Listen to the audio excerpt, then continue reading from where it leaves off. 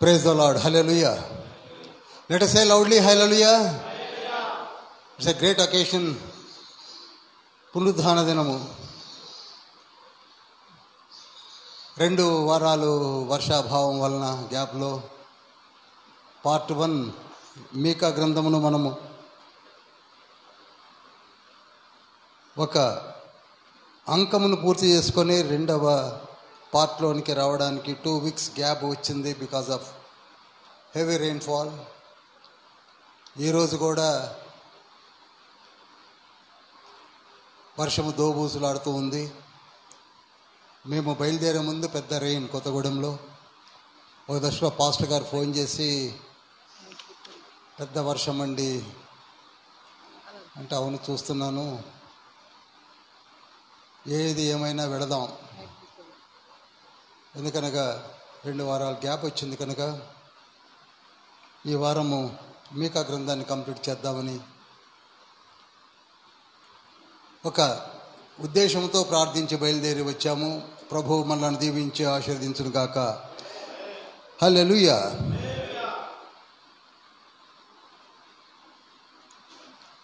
అందరూ మీకా గ్రంథాన్ని చదివారో లేదో తెలియదు. ఈరోజైనా కనీసం ఇంటికి వెళ్ళి చదవడానికి ప్రయత్నం చేయండి.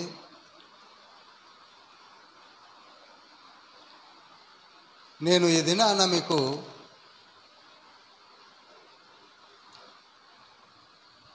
మీకా గ్రంథమును దాదాపు 3rd డైమెన్షన్లో చెప్తాను. నేను ఇంతవరకు నా 17 years బైబిల్ స్టడీలో ఏనాడు ఈ డైమెన్షన్లో చెప్పలేదు. తర్వాత అయినా రికార్డ్ అవుతున్నటువంటి ఈ క్లిప్పింగ్స్ ద్వారా మరలా మీరు వింటూ నేర్చుకోవాలని.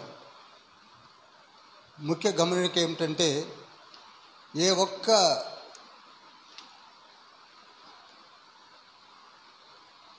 నిమిషం కూడా గ్లాన్స్ ఇవ్వకండి మీ మనసుకి. ఎందుకనగా ప్రతి మాటను మీరు స్పష్టంగా వినండి. కొంచెము సబ్జెక్టు డెప్త్లోకి పెడుతుంది, అయినా మీరు తెలుసుకుంటారని, తండ్రి మనతో మాట్లాడతాడని, మనకి అవగాహన ఇస్తాడని, మన మనోనేత్రాలు వెలిగిస్తాడని. ఈ రోజులలో ఇందాక పాస్టర్ గారు ప్రార్థన చేసినట్టుగా సత్యవాక్యము సత్యాన్వేషణ కొంచెం గలిబిలిగానే ఉన్నదని చెప్పవచ్చు. అన్నెసరీ డిబేట్స్ పెట్టుకుంటూ టైమును ఒక రకంగా కాలయాపన జరిగిస్తున్నారేమో అనిపిస్తుంది. తను చెప్పిన వాక్కులను మనం మర్చిపోయాం. మీరు సర్వ సృష్టికి వెళ్ళి సువార్తను ప్రకటించమని తండ్రి చెప్పాడు. Hour ultimate goal is to proclaim the word of God.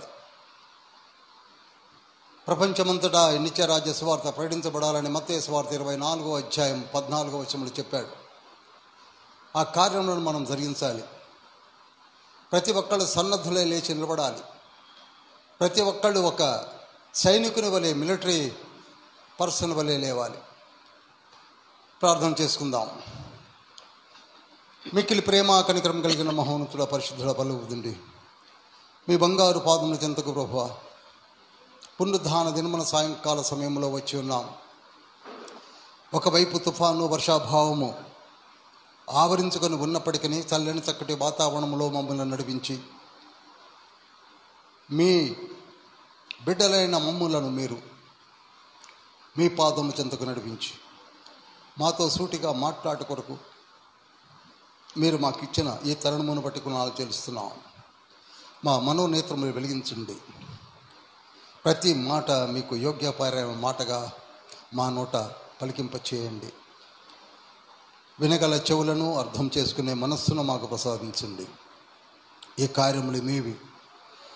ఆత్మతండ్రి మీరు అధ్యక్షత వహించాలి, నడిపించాలి. వాక్యములు విత్తింపజేసి ఫలింప చేయాలి. జ్ఞాపక శక్తిని మీరు మాకు అనుగ్రహించాలి. మీ బంగారు పాదం చెంత మీ శక్తి, బలము, మహిమ కనపరుస్తూ మమ్మలను ఉత్తేజపరిచి ఆయుత్తపరిచి వాక్కులను వినిపింపచేసి ఫలింపచేయమని యేసయ్య పరిశుద్ధ నామములో అతి వినయంతో వేడుకుంటున్నాం పరమ తండ్రి. Amen, amen, amen. మరలా చెప్తున్నాను, జాగ్రత్తగా మీ గ్లాన్స్ని పోనీయకుండా వినండి. థర్డ్ డైమెన్షన్లో చెప్తున్నాను. బహుశా మీ ఊహకు కూడా అందకపోవచ్చు. మీకా గ్రంథమును 716 క్రీస్తు పూర్వంలో మీకా అనే ప్రవక్త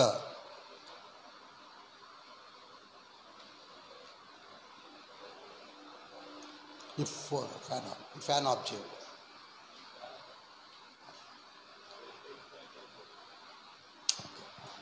శబ్దం వస్తుంది.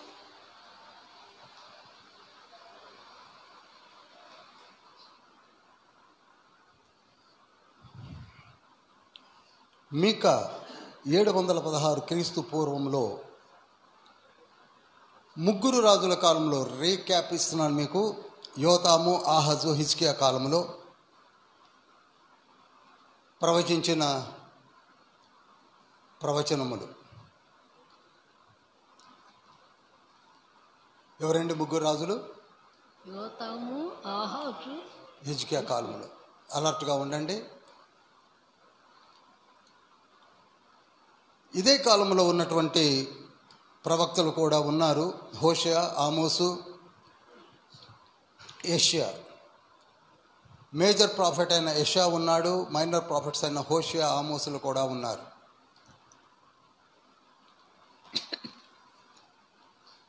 గడిచిన వారంలో ధ్యానించినప్పటికీ ఒక్కసారి మీకు గుర్తు చేస్తున్నాను.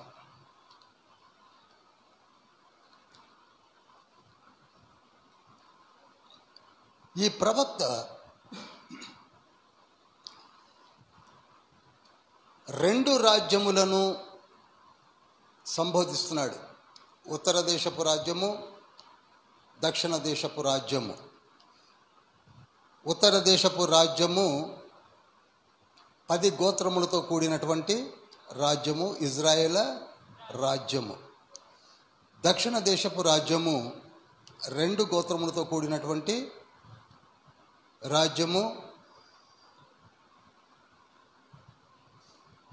యెరూషలేము దేశము అని పిలువబడుతుంది. వీటిని నేను మీకు వివరంగా చెప్పాలనుకుంటున్నాను. ఎందుకు 2 దేశములకు లేక 2 రాజ్యములకు ఒక అల్టిమేటం ఇస్తున్నాడు తండ్రి? ఉత్తర దేశానికి సైమల్టేనియస్గా దక్షిణ దేశానికి కూడా ఒక హెచ్చరికని తండ్రి ఇస్తున్నాడు దేవదేవుడు. చూడండి ఏమంటున్నాడు. 1వ అధ్యాయము 2వ వచనములో, సకల జనులారా ఆలకించుడి, భూమి నీవును నీలోనున్న సమస్తమును చెవియొగ్గి వినుడి. ప్రభువు యెహోవా మీ మీద సాక్ష్యము పలుకబోచున్నాడు. పరిశుద్ధాలయములో నుండి ప్రభువు మీ మీద సాక్ష్యం పలుకబోచున్నాడు. చూడండి, పరిశుద్ధాలయము ఉన్నది దక్షిణ దేశములో, ఉత్తర దేశములో పరిశుద్ధాలయం లేదు. అన్య దేవతల ఆలయాలు ఎక్కువగా ఉన్నాయి. మీకు బాగా తెలుసు, చాలా దూరం వచ్చేసాం కనుక. తండ్రి పరిశుద్ధాలయములో నుండి మాట్లాడుతున్నాడు. సకల జనులారా ఆలకించుడి. ఎవరితో మాట్లాడుతున్నాడండి? సకల జనులారా. రెండవది, భూమి నీవును నీలో ఉన్న సమస్త మనుష్యులు కూడా చెవియొగ్గి వినండి. ప్రభువు యెహోవా మీ మీద సాక్ష్యము పలకబోచున్నాడు.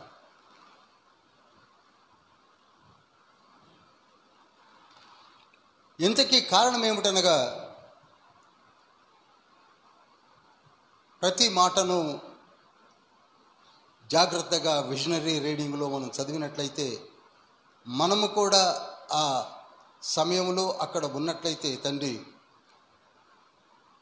కన్నులకు కట్టినట్టుగా ఆ సందర్భాలను మనకి తెలియచేస్తాడు. ఒకప్పుడు బానిసలు, ఇప్పుడు రాజులు. ఒకప్పుడు ఇటుకలు ఎట్టి చాకిరీ చేస్తూ నానా హింసలకు లోనైనటువంటి జనాంగము ఈనాడు సుఖ సంతోషాలతో రాజ్యములను ఏర్పరచుకొని రాజులుగా, రాజకుమారులుగా, ఇశ్రాయేలు అనగా మీకు తెలుసు రాకుమారుడు అని అర్థం, రాకుమారులుగా ఏలుబడి చేస్తున్నటువంటి వారితో మాట్లాడుతున్నాడు. గర్వానికి వెళ్ళిపోయారు, గర్వాంధులైపోయారు. ఇజ్రాయేలు వినుము అంటాడు తండ్రి. జూయిష్ పీపుల్ వినండి అంటున్నాడు తండ్రి. యూదులారా వినండి, ఇజ్రాయేలు వినండి, సకల జనులారా వినండి. మీరు గర్వాంధులైపోయారు. ఉత్తర దేశంలోకి రాజధాని షోమ్రోను, దక్షిణ దేశంలోకి రాజధాని యెరూషలేము. వాటి వైభవం చూస్తూ సంతోషంతో గర్వాంధులై జీవిస్తున్నారు. ఈ మాటలని 3వ వచనంలో, 4వ వచనంలో, 5వ వచనంలో కూడా తండ్రి మాట్లాడి చెప్తున్నాడు. 5వ వచనం చదువుతున్నాను చూడండి. యాకోబు సంతతి చేసిన తిరుగుబాటునంతటిని బట్టి, ఇజ్రాయేలు సంతతి వారి పాపములను బట్టి ఇదంతయు సంభవించును. యాకోబు సంతతి వారు తిరుగుబాటు చేయుటకు మూలమేది? అది షోమ్రోనే కదా. యూదా వారి ఉన్నత స్థలములు ఎక్కడివి?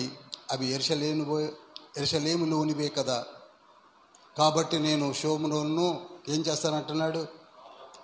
ఒక రాళ్ల కుప్పం చేస్తాను అంటున్నాడు. ఎందుకంత తండ్రి కోపానికి గురయ్యాడు? ఇదంతా ఉపోద్ఘాతమే. ఈనాడు మనలను కూడా కంపేర్ చేసుకుంటే తండ్రికి అంత కోపం వస్తుందేమో. కొంచెము ఈ స్థితికి కారణం ఏమిటో ఆలోచిస్తే 1వ అధ్యాయం అంతా కూడా ఎదురు తిరిగారు, విగ్రహారాధికులయ్యారు, ఐడోలేటర్స్ అయిపోయారు, దేవదేవుని మర్చిపోయారు, విశ్రాంతి దినములు, ఆజ్ఞలు వాటన్నిటిని ఎప్పుడో మర్చిపోయారు.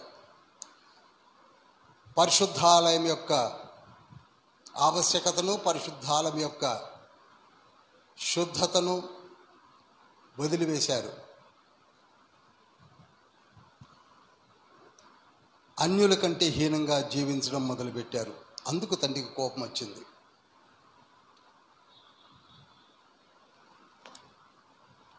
చివరికి 2వ అధ్యాయం 1వ వచనం చూడండి. మంచముల మీద పరుండి మోసపు క్రియలు యోచించుచు దుష్కార్యములు చేయు వారికి శ్రమ. ఎస్, ఎంతసేపు చెడు గురించి ఆలోచిస్తూ చలికాలపు నగరులను, వేసవికాలపు నగరులను, దంతపు మంచములను, దంతపు ఇళ్లను, లాస్ట్ టైం చెప్పాను, మళ్ళీ జ్ఞాపకం చేస్తున్నాను. కాస్ట్లీ లైఫ్కి అలవాటు పడ్డారు. దంతపు ఇళ్ళు అనగా చెప్పాను మీకు, ఇట్స్ ఎ కాస్ట్లీ అఫైర్. ఈనాడు మన జీవితాలు కూడా ఆలోచిస్తే అంత కాస్ట్లీగా జీవిస్తున్నాం. ప్రతి ఇంటికి ఏసీలు ఉన్నాయి, ప్రతి ఇంటికి ఈనాడు టెక్నాలజీ ఎంత ఉన్నదని చెప్పవచ్చు. తండ్రిని మర్చిపోయారు వాళ్ళు, మన తండ్రిని మర్చిపోయాం మనం. కనుక ప్రియులారా, జ్ఞాపకం చేస్తున్నాడు, మీరు ఇలానే జీవిస్తే నేను వస్తున్నాను, దిగి వస్తున్నాను అన్నాడు. ఎలా వస్తున్నాడు చూడండి. 3వ వచనంలో, ఇదిగో యెహోవా తన స్థలము విడిచి బయలుదేరుచున్నాడు. ఆయన దిగి భూమి యొక్క ఉన్నత స్థలముల మీద నడవబోచున్నాడు. ఆయన నడవగా అగ్నికి మైనము కరుగునట్లు పర్వతములు కరిగిపోవును, లోయలు విడిపోవును, వాటము మీద పోసిన నీరు పారునట్లు అవి కరిగి పారును. ఆలోచించండి ఒక్కసారి, తండ్రి కోపం వచ్చి ఆయన బయలుదేరితే ఎలా ఉంటుందో. ఒక రకంగా చెప్పాలంటే అదే విధంగా యుగాంతంలో కూడా ఉంటుంది అని ఒక మాట చూడండి. 4వ అధ్యాయములో 1వ వచనములో, అంచె దినములలో యెహోవా మందిర పర్వతముల శిఖరమున స్థిరపరచబడి కొండల కంటే ఎత్తుగా ఎత్తబడగా ప్రవాహము వచ్చినట్టు జనులు దానిలోనికి వత్తురు. చూడండి, ఎండ్ డేస్లో కూడా అందరూ కలిసి దేవదేవుడైనటువంటి యేసుక్రీస్తు ప్రభు వారి వద్దకు రావాల్సిందే. అందరూ రావాల్సిందే.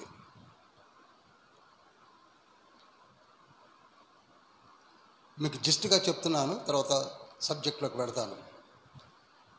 ఎందుకని దేవదేవుడైన యేసుక్రీస్తు ప్రభు వారు అన్నారు? మీరు అక్కడ యాహ్వే కదా ఉన్నది అనొచ్చు. అదే ఎక్స్ప్లెయిన్ చేయబోతున్నాను. 5వ అధ్యాయంలో చూసినప్పుడు 5వ అధ్యాయంలో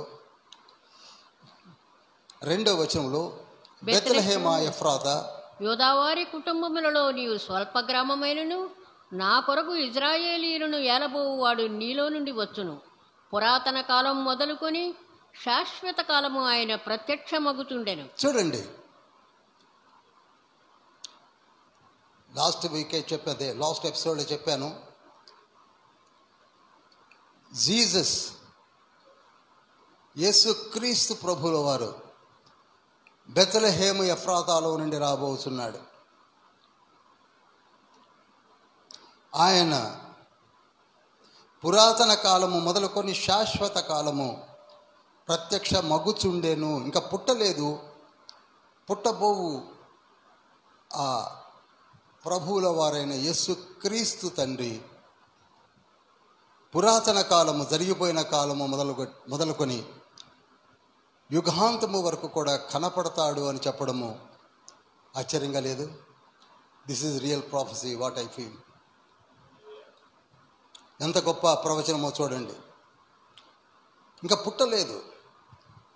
నేను ఎఫ్రాతా గురించి ఇదివరకే చెప్పాను. బెత్లెహేమ ఎఫ్రాతా కాలెబు యొక్క 2వ భార్య యొక్క పేరు మీకు చెప్పాను కదండి. మొదటి భార్య పేరు అజూబా, కాలేబు మొదటి భార్య పేరు అజూబా, 2వ భార్య పేరు ఎఫ్రాతా. ఆ ఎఫ్రాతా యొక్క నామమున కట్టబడినటువంటి పట్టణంలో నుండి యేసయ్య రాబోతున్నాడు. ఇక్కడ ప్రతి విషయాన్ని మీరు జ్ఞాపకం ఉంచుకోండి. మనలో ఉన్న ప్రతి నీతి, విశ్వాస, యథార్థ జీవితం బట్టి తండ్రి కార్యాలు జరిగించబోతున్నాడు. హల్లెలూయా. నీవు ఎవరైనా కానీ నీవు నీవు నీవు నీవు నీ నీతిని తండ్రి వదిలిపెట్టాడు. నిన్ను శాశ్వత శోభాతిశయంగా వాడుకోబోతున్నాడు. నిన్ను జ్ఞాపకం ఉంచుకునేలా తండ్రి కలకాలము గుర్తుంచుకునేలా చేస్తాడు. తండ్రి యొక్క గొప్పతనాన్ని మనం మర్చిపోతున్నాం. కొంతకాలమే కనపడి కొంతకాలానికి కనపడకపోవచ్చేమో, కానీ నీవు కనపడినంత కాలము కూడా తండ్రికి యోగ్యమైన పాత్రగా మలచబడినట్లయితే తండ్రి ఎప్పటికీ మనల్ని మర్చిపోడు, ఎప్పటికీ మర్చిపోడు. అందుకే ఎఫ్రాతా, నీలో నుండి ఎవరు రాబోతున్నారు చెప్పండి? రక్షకుడు రాబోతున్నాడు. మీకాలో స్పష్టంగా చెప్పబడినటువంటి ఒక చిన్న ప్రవక్త ద్వారా 5th చాప్టర్ మొత్తం కూడా అలొకేట్ చేసింది ఒక్క యేసుక్రీస్తు ప్రభుల వారికే. 5వ అధ్యాయం అంతా కూడా యేసుక్రీస్తు ప్రభుల వారి కొరకే. ఈ చాప్టర్ అర్థం అవ్వడం చాలా కష్టం. కొంత మీకు ఇప్పుడు చెప్తాను, మరికొంత బుక్ ఆఫ్ రెవల్యూషన్స్లో చెప్తాను. చూడండి,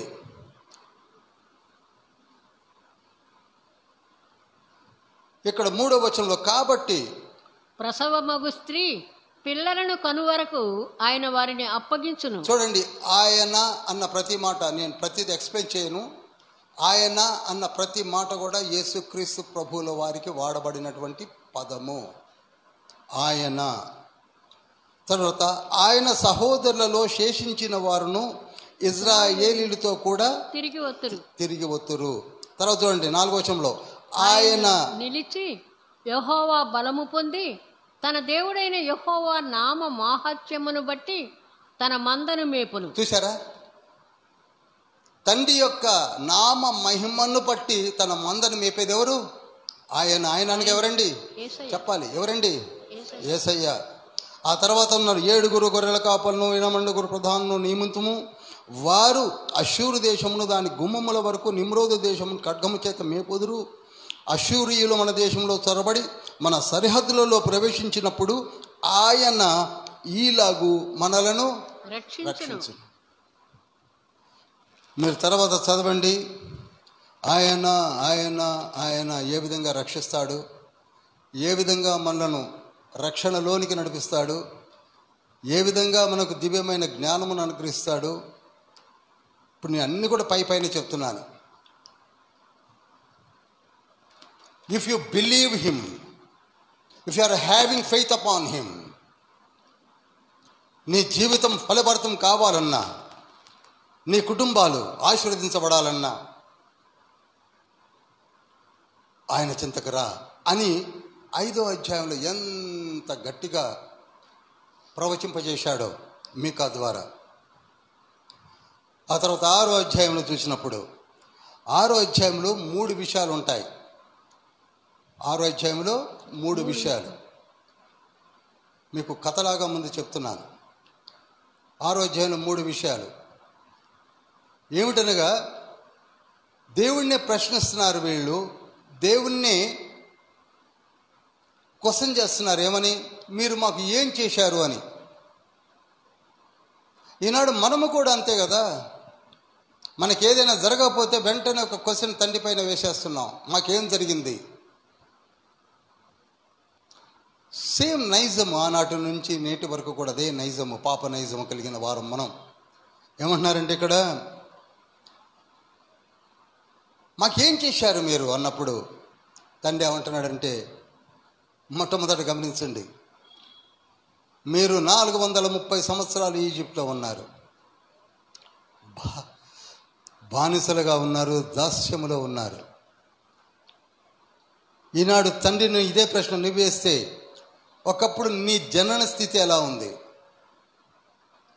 నువ్వు ఏ విధంగా పెరిగావు, ఎక్కడ పెరిగావు, ఏ పల్లెటూరులో పెరిగావు, ఏ చుట్టు గుడిసెలో ఉన్నావు, ఆలోచించుకో. మేము ఒక కుగ్రామంలో ఉన్నాం, మల్లాల అనే గ్రామంలో. I never forget. అలానే ఇక్కడ ఉన్నవారు, మీరు మాకేం చేశారంటే, ఒకప్పుడు ఓ ఇజ్రాయేలు, ఓ జూయిష్ పీపుల్, మీరు ఎక్కడున్నారు ఒకప్పుడు?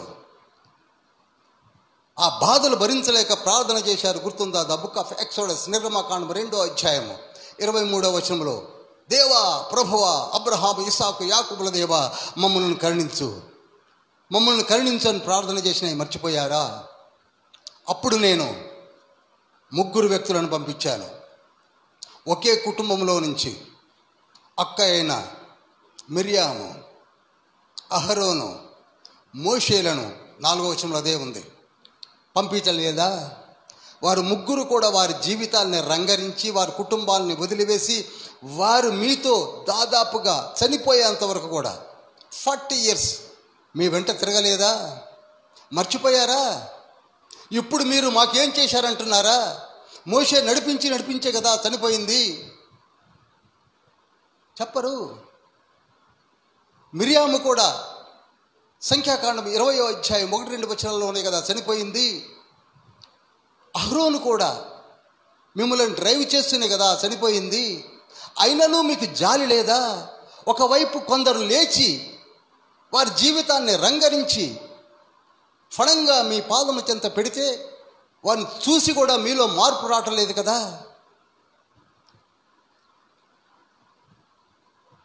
చూడండి 4వ వచనంలో, ఐగుప్తు దేశములో నుండి నేను మిమ్మల్ని రప్పించితిని, దాసగృహములో నుండి మిమ్మల్ని విమోచించితిని, మిమ్మల్ని విడిపించుటకై నడిపించుటకై మోషే అహరోను మిర్యాములను పంపించితిని.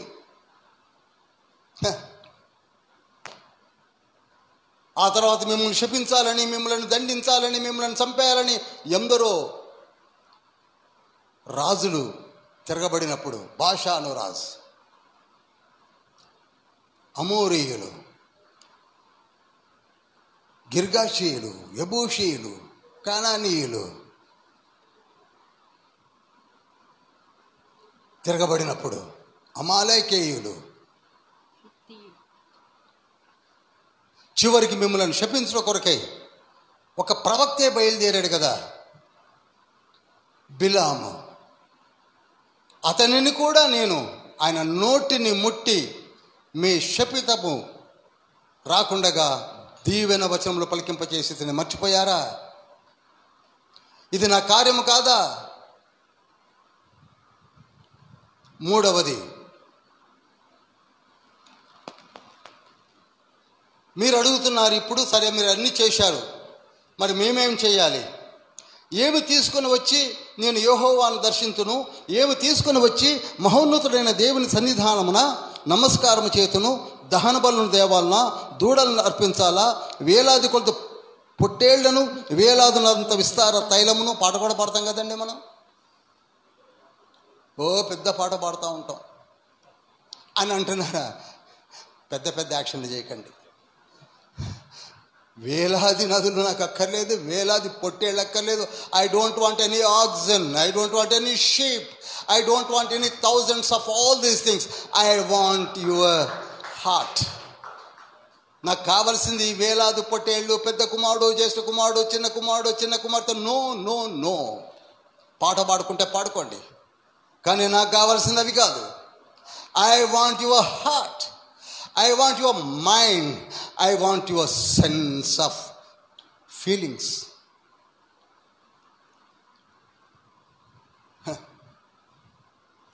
8వ వచనం చూడు. మనుష్యుడా, అవేవి కాదు, ఏది ఉత్తమమో అది నీకు తెలియజేయబడి ఉన్నది. న్యాయముగా నడుచుకొనుటయు, కనికరమును ప్రేమించుటయు, దీన మనస్సు కలిగి నీ దేవుని ఎదుట ప్రవర్తించుటయు, ఇంతే కదా యెహోవా నిన్ను అడుగుచున్నాడు. అదండి, పొట్టేళ్ళు కాదు, జ్యేష్ఠ కుమారుని ఇచ్చే పాటలో ఉన్నాయి కదా, చక్కటి వచనాలు ఉన్నాయి. ఏం కాదు, అవి మనం వేరే రివర్స్లో పాడుకుంటాం. తండ్రి అడుగుతున్నది అది కాదు. విరిగి నలిగిన హృదయములు. హోషేయ గ్రంథం 5వ అధ్యాయం 15వ వచనంలో తండ్రిని వెతుకుట. హోషేయ 5:15 ఏమంటాడు? నన్ను వెతకాలి అన్నాడు మొట్టమొదట. మనము చేయవలసింది తండ్రిని వెతికి ప్రార్థన చేయడం మొదలు పెట్టాలి. అదే హోషేయ గ్రంథం 6వ అధ్యాయం 6వ వచనంలో, నాకు బలులు అవసరం లేదు, విరిగి నలిగిన హృదయాలు కావాలి. ముందు వెతకండి. నన్ను వెతకడం కొరకే కదా మీకు పరిశుద్ధ బైబిల్ గ్రంథాన్ని ఇచ్చింది.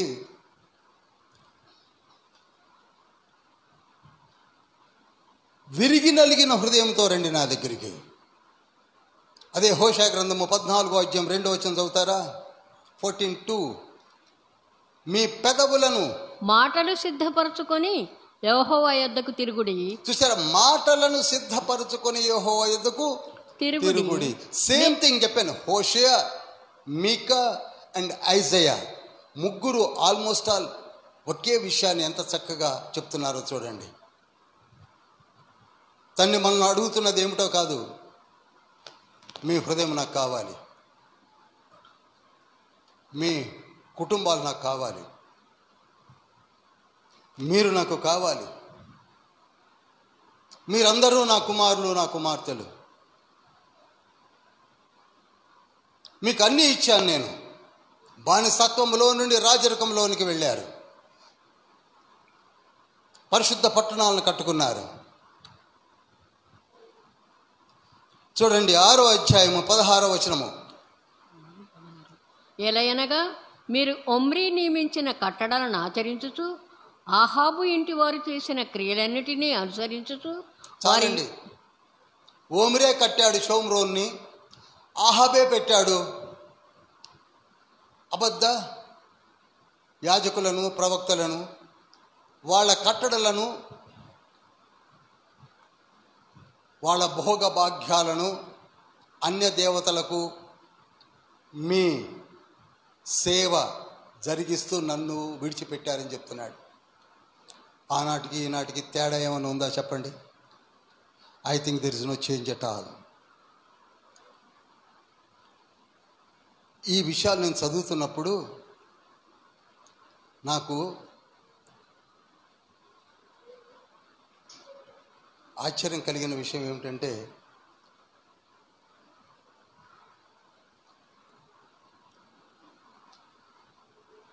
సృష్టి ఆరంభము నుండి యుగాంతము వరకు దేవుడు 17 పాత్రలలో మనకు సమస్తమును తెలియజేశాడు. ఎన్ని పాత్రలండి? 17 క్యారెక్టర్స్. 17 మందితో, correct word of usage, 17 characters. మొదటి నుండి చివరి వరకు కూడా, యుగాంతము వరకు మీకా గ్రంథంలో అవే ఉన్నాయి. ఇప్పుడు చెప్తున్నాను, ఇక సమయం 7 అయింది. ఆల్మోస్ట్ ఆల్ ఎంత టైం తీసుకుంటుందో మీ వినుటను బట్టి నేను చెప్పడం ఉంటుంది, అది మాత్రం గుర్తుంచుకోండి. హల్లెలూయా. 17 క్యారెక్టర్స్. ఏంటండి 17 మంది ఎవరండి అంటే, ఫస్ట్ అబ్రహాం. ఆదికాండము 12వ అధ్యాయంలో ఈ వ్యక్తి మనకు కనపడుతున్నాడు, అబ్రహాం. 1 నుండి 11 అధ్యాయాల వరకు కూడా సృష్టి ఏర్పాటు, జన విస్తరణ జరిగింది. అంతకంటే ఎక్కువ అక్కర్లేదు. ఇప్పుడు 12వ అధ్యాయంలో ఎవరు వస్తున్నారు? మొట్టమొదటి పాత్ర ఎవరండి? విశ్వాసి, ఫెయిత్ఫుల్ పర్సన్. Faithful person.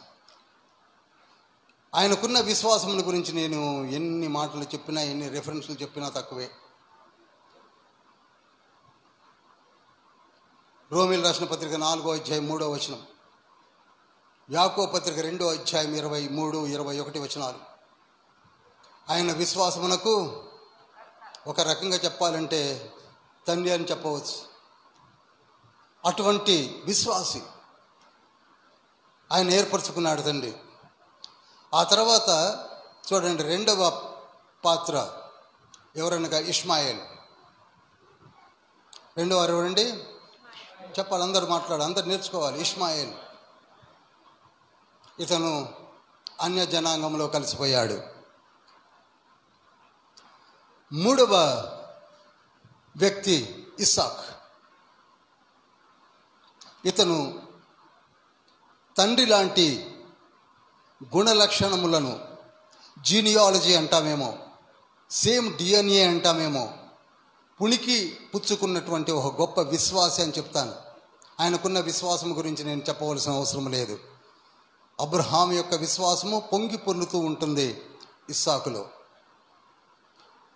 ఆ తర్వాత ఇస్సాకు గర్భమున ఇప్పుడు ఎన్నో వ్యక్తులు వస్తున్నారు, మీరే లెక్కేసుకోండి. ఇస్సాకు గర్భమున ఏషావు పుట్టాడు. ఏషావు తర్వాత యాకోబు పుట్టాడు. ఏషావు అన్య జనాంగంలో కలిసిపోయాడు. ఈ పర్టికులర్ పర్సన్ ఏమైపోయాడండి? బయటికి వెళ్ళిపోయాడు. కానీ యాకోబు దేవుణ్ణి హత్తుకొని దేవుని కొరకై పోరాట పటిమను, ఒక తాట ఏమని ఉంటుంది తెలుసా? మగసిరి కలవాడని ఉంటుంది. Beautiful word. Book of Genesis 32:24లో ఉంటుంది. ఆదికాండం 32వ అధ్యాయం 24, 25, 26 వచనాల్లో మగసిరి కలవాడు. చూడండి ఎటువంటి పోరాట పటిమ కలిగిన వాడు.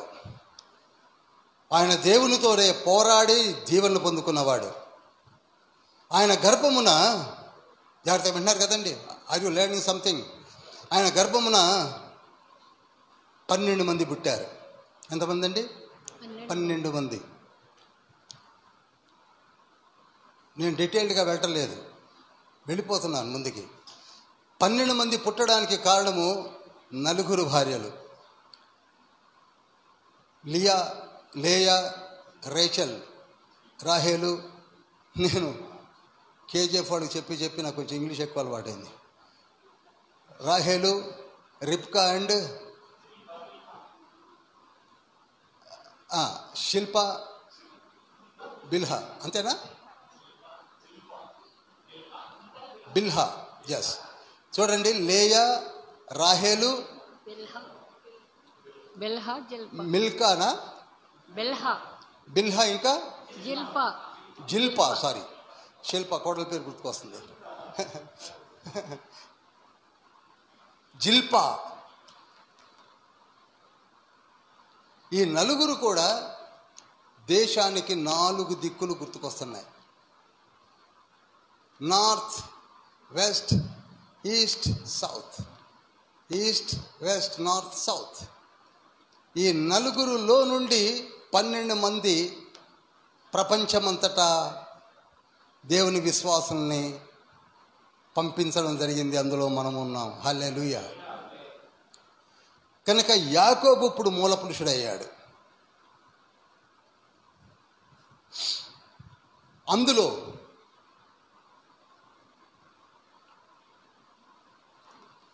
లేయాకు 6 పుట్టారు. లేయాకు 6 పుట్టారు. జిల్పాకు, బిల్హాలకు 2 అంటే ఇద్దరేసి పుట్టారు. రాహేలుకు 2 పుట్టారు. మొత్తం కలిపి ఎంత అయ్యారండి? 12 మంది.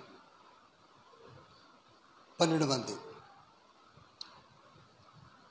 ఈ 12 మందినే తండ్రి గోత్రకర్తలుగా ఏర్పరచుకున్నాడు.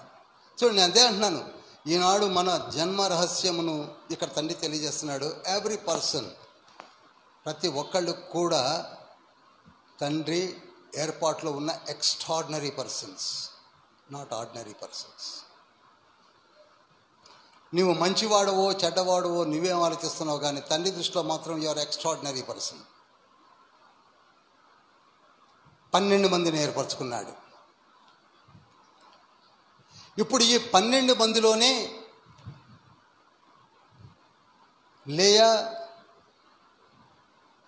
జిల్పా, బిల్హాల యొక్క పిల్లలు ఉత్తర దేశమునకు రాజులు, దేశముగా ఏర్పడ్డారు. ఇక బెన్యామీను, యూదా దక్షిణ దేశమునకు రాజులుగా, ప్రజలుగా దీవించబడ్డారు. అదేమిటో వివరించబోతున్నాను. ఇంతవరకు అర్థమైతే ఒకసారి హల్లెలూయా, హల్లెలూయా. ఈ 17 మందిలో 15 మంది మాత్రమే దేవుని యొక్క సన్నిధానంలో ఉన్నారు. 2 తప్పిపోయారు. తప్పిపోయిన వాళ్ళు ఎవరండి? ఎగ్జాక్ట్లీ ఏశావు. వాళ్ళు తప్పిపోయినప్పటికీ వాళ్ళను కూడా వాడుకుంటున్నాడు తండ్రి. అది నేను ఇది ఏశావు సంతతిని వాడుకున్నాడు, ఇష్మాయేల్ సంతతిని వాడుకుంటున్నాడు. ఎలాగో చెప్పబోతున్నాను. యాకోబు అమితంగా ప్రేమించింది రాహేలుని. రాహేలు కొరకే ఆయన 12 సంవత్సరాలు పెదనరామలో దాస్యమునకు వెళ్ళాడు. దాదాపు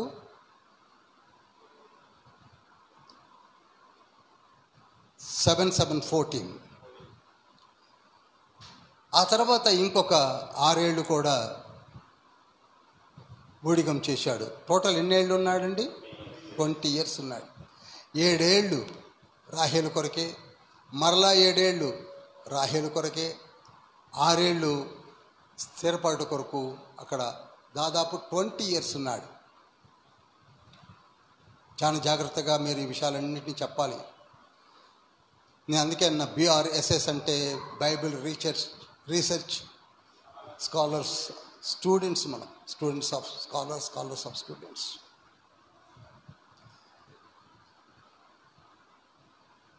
ఇంతవరకు మనకి తెలిసిన కథనే చెప్పాను మీకు నేను. ఇప్పుడు చూడండి, ఏ 12 మందిని అయితే తండ్రి ఏర్పరచుకున్నాడో వారిని ఎప్పుడూ మర్చిపోవటం లేదు తండ్రి.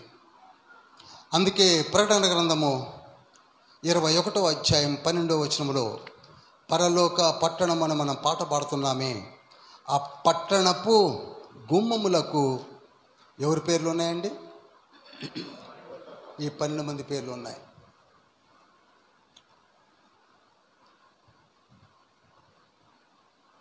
పరలోకములో ఉన్న పట్టణానికి ఈ 12 మంది గోత్రకర్తల పేర్లు ఉన్నాయి. ఏ ఒక్కరిని కూడా మర్చిపోలేదు తండ్రి. అలాంటి మనలను మర్చిపోతున్నారని మీరు ఎందుకు అనుకుంటున్నారు? నీలో ఉన్న ఆత్మ మామూలు ఆత్మ కాదు. The spirit which was given from the lord.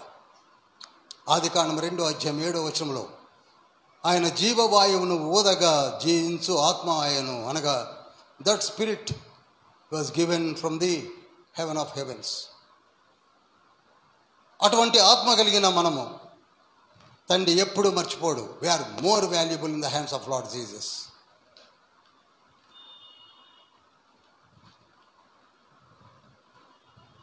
ఇక్కడ ఈ 12 మంది బ్రదరన్ సహోదరులు యాకోబు యొక్క సంతానం అని పిలువబడుతున్నారు.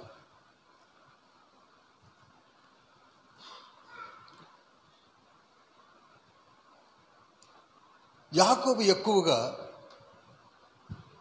ఆ 12 మందిలో ఒకరిని ప్రేమించేవాడు. అతని పేరు యోసేపు. జోసెఫ్ అని యోసేపును ప్రేమిస్తున్నాడు కనుకనే అతనికి విచిత్రమైన అంగీను కూడా తొడిగింపజేసి ఆనందించేవాడు. మన పిల్లల్లో కూడా కొందరిని అమితంగా వాళ్ళని ప్రేమిస్తూ ఉంటాం. వాళ్ళ నాటీ థింగ్స్, వాళ్ళ చేష్టలు ఏదన్నా కానివ్వండి. ఎందుకో యాకోబుకి ఎవరంటే ప్రేమ? ఇన్ ది సేమ్ మేనర్ యోసేపు కమ్మింగ్ జీసస్కి పోలికగా ఉన్నాడు.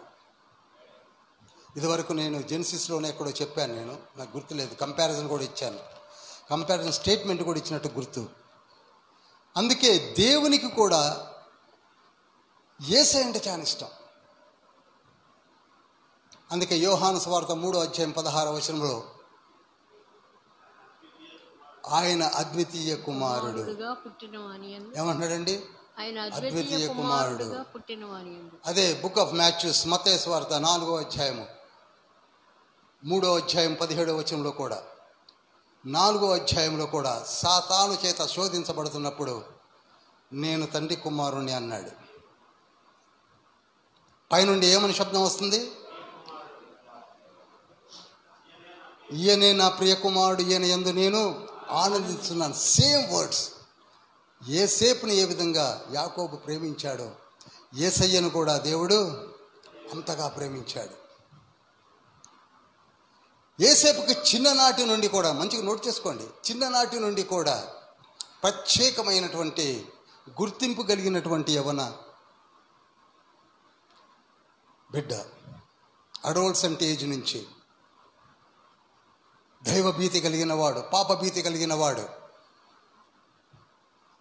ప్రత్యేకమైన గిఫ్ట్స్ కలిగిన వాడు, కళ భావములను చెప్పగలిగిన వాడు. At the age of 17 it self ఆదికాండము 39:7 ఉంటుంది. ఇన్ ది సేమ్ మేనర్ యేసుక్రీస్తు ప్రభు వారు కూడా ఎన్ని గిఫ్ట్స్ కలిగిన వాడు, తన యొక్క ప్రతిరూపముగా మన మధ్యలోనికి వచ్చాడు.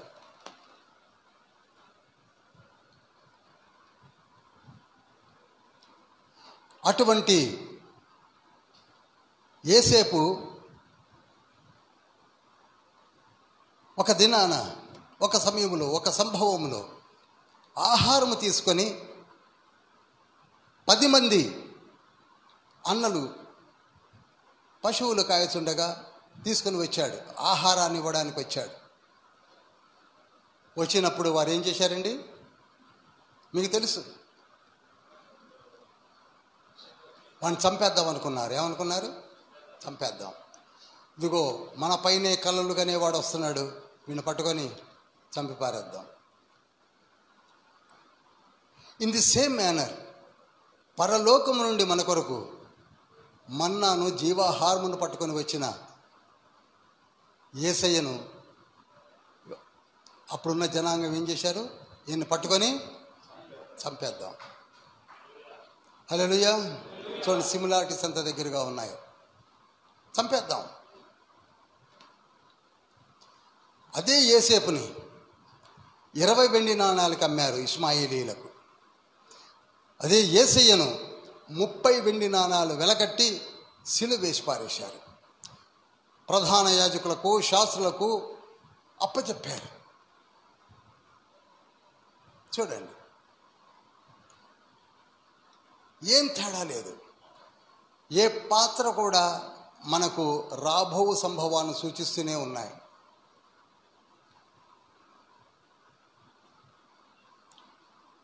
ఆ తర్వాత యోసేపు ఈజిప్టులోనికి బానిసగా వెళ్ళి తాను హయ్యెస్ట్ పొజిషన్లోనికి వెళ్ళిపోయాడు. రాజు తర్వాత రాజు వలె ఒక మినిస్టర్గా ఆయన దేవునిచే అభిషేకించబడ్డాడు. In the same manner Jesus కూడా పునరుద్ధానుడై తండ్రి కుడి పార్శ్వమున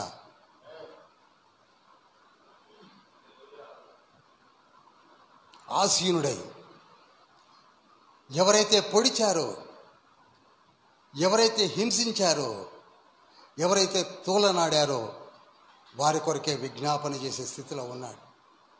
అదే మాటలను మత్తయి సువార్త 26వ అధ్యాయం 64వ వచనంలో అంటాడు. ఇదిగో నేను తండ్రి కుడి పార్శ్వమున ఆసీనుడై ఉండుటయు తిరిగి మేఘారూఢుడై వచ్చుటయు మీరు చూతురని చెప్పాడు. అప్పుడు అన్నయ్యు కైఫానే బట్టలు చింపుకుంది. అప్పుడు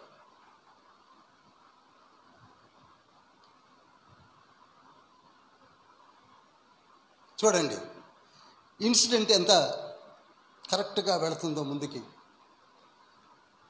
అమ్మేశారు, బాగానే ఉంది. వెళ్ళిపోయాడు, బాగానే ఉంది. ఆయన హయ్యెస్ట్ పొజిషన్లోకి వెళ్ళిపోయి కూర్చున్నాడు. ఇక్కడ ఏమైంది? కరువు విలయ తాండవము ఆడడం మొదలుపెట్టింది. ఆహారం లేదు. అప్పుడు యాకోబునకు ఈజిప్ట్లో ఆహారం ఉన్నదని తెలుసుకొని పిల్లలను పిలిచి ఐగుప్తునకు వెళ్ళి ఆహారం తీసుకొని రండి, రూకలు పట్టుకొని వెళ్ళి అని చెప్పాడు. Same thing will be happened at the end days. కరువు కాటకాలు సంభవించినప్పుడు ఆహారం ఎక్కడ దొరుకుతుందో తెలుసా మీకు? యేసుక్రీస్తు ప్రభువుల వారి యొక్క దాసుల దగ్గరనే, యేసయ్య దగ్గరికి వెళ్ళాల్సిందే. అందుకే అంటాడు కదా, అక్కడక్కడ భూకంపములు, కరువులు సంభవించును. కనుక ఎక్కడికి వెళ్ళాల్సి ఉంటుంది? ఇందాక 4వ వచనంలోనే చెప్పాడు, అందరూ కూడా బిలబిలమంటూ యేసయ్య దగ్గరికి రావాల్సిందే. ఎక్కడ రావాలండి? చెప్పాలి. ఇప్పుడు వీళ్ళందరూ చంపేసి చచ్చిపోయాడు అనుకొని బయటికి తోసివేసిన వారు ఇప్పుడు ఎక్కడికి వెళ్తున్నారు? యేసయ్య దగ్గరికి వెళ్తున్నారు, యేసేపు దగ్గరికి వెళ్తున్నారు. మనం ఎక్కడికి వెళ్తున్నాం? యేసయ్య దగ్గరికే వెళతాము. అందుకంటారు కదా ఫిలిప్పీ పత్రిక 2వ అధ్యాయము 9, 10, 11 వచనంలో, ఎవ్రీ నీ will bow before the lord. ఎందుకనగా ఆయన అన్ని నామముల కంటే అత్యున్నతమైన శ్రేష్టమైన నామం కలిగి ఉన్నాడు. చదువుతారు 2:9. ప్రతి మోకాలును, చదవండి. అందుచేతను పరలోకమందున్న వారిలో గాని, మళ్ళీ మొదటి చదవండి 2:9. అదేనండి. పెద్దగా చదవండి ప్లీజ్. ప్రతివాని నాలుకయు, అది ప్రతివాని నాలుకయు తండ్రి అయిన దేవుని మహిమ. చూడండి, ప్రతివాని నాలుకయు. చూడండి, ఈ మాట బాగా అండర్లైన్ చేయాలి. ప్రతివాని నాలుక, every tongue shall obey the word of God. Every knee shall bow down before the Lord. ఎవరైతే తూలనాడుతున్నారో, ఎవరైతే మిమ్మల్ని కించపరుస్తున్నారో వాళ్ళే వస్తారు. చదవండి. యేసుక్రీస్తు ప్రభువని ఒప్పుకొనున్నట్లును, చూసారా? యేసుక్రీస్తు ప్రభువని ఒప్పుకున్నట్లును దేవుడు ఆయనను అధికముగా హెచ్చించి ప్రతి నామమునకు పైనామమును ఆయనకు అనుగ్రహించను. దేవుడు ఆయనను అధికముగా హెచ్చించి, ఇప్పుడు యేసేపు ఏ విధంగా ఉన్నాడండి? హెచ్చించబడ్డాడు, అధికముగా హెచ్చించబడ్డాడు. యేసయ్య ఏ విధంగా ఉన్నాడండి? అధికముగా హెచ్చించబడి. మన మధ్యలో సంచరించిన యేసయ్యను చూసినప్పుడు ఈయన ఎవరో కదా, గాడిదపై వస్తున్నాడేమిటి, గాడిద పిల్లపై వస్తున్నాడేమిటి, ఎవరో కదా, ఏంటండి ఆయన ఎవరో తెలియదా? 3.5 గ్రేట్ కమిషన్లో యెరూషలేముకి, గలిలీ ప్రాంతానికి, కపెర్నహూముకి, నాజరేతునకు తిరిగినటువంటి యేసయ్యను గుర్తుపట్టలేని స్థితిలో ఉన్నాం. ఆయన ఎవరో కదా, ఎందుకు జయము జయమంటున్నారు? వారు నోళ్ళు మూయించండి అంటున్నారు. ఎవరి నోళ్ళు ఎవరు మూయిస్తారో.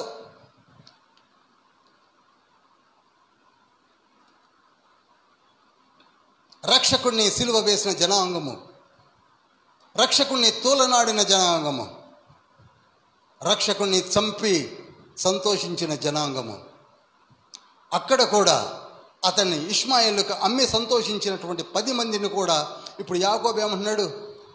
తండ్రి, యాకోబు ఎవరండి? తండ్రి స్థానంలో ఉన్నాడు. ఏమంటున్నాడు? అక్కడ బొండి అంటున్నాడు. ఎక్కడ బొమ్మంటున్నాడు చెప్పరు. ఇప్పుడు వర్డ్ ఆఫ్ గాడ్ ఏమంటున్నాడు? మనల్ని కూడా యేసు దగ్గర పోండి, ఈయన మాట మీరు వినండి, అక్కడికి వెళ్ళండి. If you want anything you please go they, అక్కడికి వెళ్ళండి. అప్పుడు యాకోబు అక్కడికి వెళ్ళమన్నాడు, ఈనాడు వర్డ్ ఆఫ్ గాడ్ ఇక్కడికి వెళ్ళమంటున్నాడు. బయలుదేరారు, వచ్చారు. జాగ్రత్తగానండి, వచ్చారు. పిల్లి కూనల్లా వచ్చారు. ఎలా వచ్చారండి? ఎందుకంటే అసలు తిండి లేదు, ఏమీ లేదు. వచ్చారు. వచ్చిన వెంటనే యేసేపుని చూశారు. గుర్తుపట్టారా? ఆయన ఈజిప్షియన్ డ్రెస్లో ఉన్నాడు, రాజరకపు వస్త్రములతో. వాళ్ళు అమ్మినప్పుడు 17 ఏళ్ల వయసు, ఇప్పుడు 30 years. హ్యాండ్సమ్, బ్యూటిఫుల్ కింగ్, రాజు వలె కనపడుతున్నాడు. గుర్తుపట్టలేదు. అదేవిధంగా అపోస్తలుడైన యోహాను కూడా పరలోకంలోనికి వెళ్ళాడు. యేసయ్యను చూశాడు. గుర్తుపట్టాడా? యేసయ్యతో ఉన్నప్పుడు గెటప్ వేరు, ఇప్పుడు యేసయ్య గెటప్ వేరు. ప్రకటన గ్రంథం 1వ అధ్యాయం 13, 14, 15, 16 వచనాలు చూస్తే ఆయన వెంట్రుకలు, ఆయన కనుదోయి, ఆయన యొక్క జ్వాలామయమైనటువంటి కళ్ళు, ఖడ్గ జ్వాలల వంటి నాలుక, ఓఫో బంగారు దట్టి, దగదగ మెరుచున్న వస్త్రములు, పుటము వేయబడిన పాదములతో తండ్రి జిగేల్ జిగేలమంటున్నాడు. డామును పడిపోయాడు. వీళ్ళు కూడా ఇలా నిలబడ్డారు.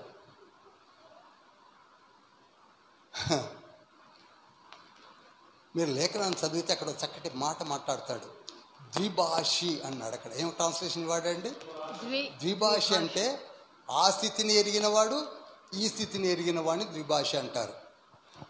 ఒకరికి మాత్రము అర్థమవుతుందండి మీ అందరికీ? ఒకరికి వాళ్ళ స్థితి తెలుసు కానీ ఈయన స్థితి తెలియదు. ఈయన is a minister to the Egypt, రాజు తర్వాత రాజు. మేము దాసుల వలె వచ్చాము. వీరికి ఆయన సంగతి తెలియదు, ఆయనకి వీరి సంగతి తెలుసు. సొంత అన్నలని తెలుసు. అర్థమవుతుందండి? కనుక అక్కడ వాడిన మంచి పదం నాకు నచ్చిందంటే ద్విభాషి. అర్థమవుతుందా? ద్విభాషి. లోపల యేసేపుకి తెలిసి వాళ్ళు ఏంటో, కానీ వాళ్ళకి తెలియదు యేసేపు ఎవరో. మీరెవరు, ఎక్కడి నుంచి వచ్చారంటే, అయ్యా మేము కనాన్ నుంచి వచ్చాము, మా తండ్రి పేరు యాకోబు, ఇశ్రాయేలు అని పిలువబడతాడు, అతనికి 12 మంది పిల్లలు, ఆ 12 మందిలో ఒకడు చచ్చిపోయాడు అన్నప్పుడు నేను లోపల నవ్వుకున్నాడు. ఒకడు చచ్చిపోయాడు అంటున్నారుగా. ఒకడు చిన్నోడు ఉన్నాడు, వాడు ఏమీ తెలియదు, వాడు తండ్రి దగ్గరనే ఉంటాడు. మేమే 10 మంది వచ్చామన్నారు. అప్పుడు యేసేపు అంటున్నాడు, ఐ వోంట్ బిలీవ్ యూ, నేను మిమ్మల్ని నమ్మను. మీరు వేగుల వారి వలె ఉన్నారు. ఈజిప్టుకు వచ్చి మా సంగతులను తెలుసుకొని యుద్ధానికి వచ్చుట కొరకు వచ్చినటువంటి గూఢాచారుల వలె నాకు తోచున్నది, నేను మిమ్మల్ని నమ్మను అన్నాడు. 10 మందిని నమ్మనంటున్నాడు.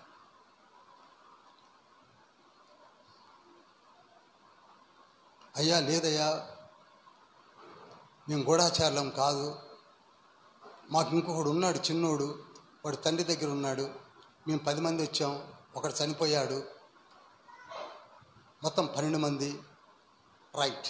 ఒకవేళ ఒక చిన్నోడు తండ్రి దగ్గర ఉన్నాడని చెప్తున్నారు కదా, నిజంగా ఉన్నట్లయితే వాడిని తీసుకొని రండి, అప్పుడు నేను అమ్ముతా అన్నాడు. ఇరుక్కుపోయారు. సరే తెస్తామండి అన్నారు. రైట్. మీరు తిరిగి వస్తారో రారో నాకు నమ్మకం లేదు మీ పైన, కనుక మీలో ఒకరిని నా దగ్గర జైల్లో పెట్టాలి అన్నాడు. వింటున్నారండి? ఇంతకీ ఎవరిని ఉంచాడు? షిమ్యోనుని. చదివారా మీక? ఎవరిని ఉంచాడు? షిమ్యోన్ని జైల్లో పెట్టాడు. ఎన్ని రోజులు? 3 రోజులు.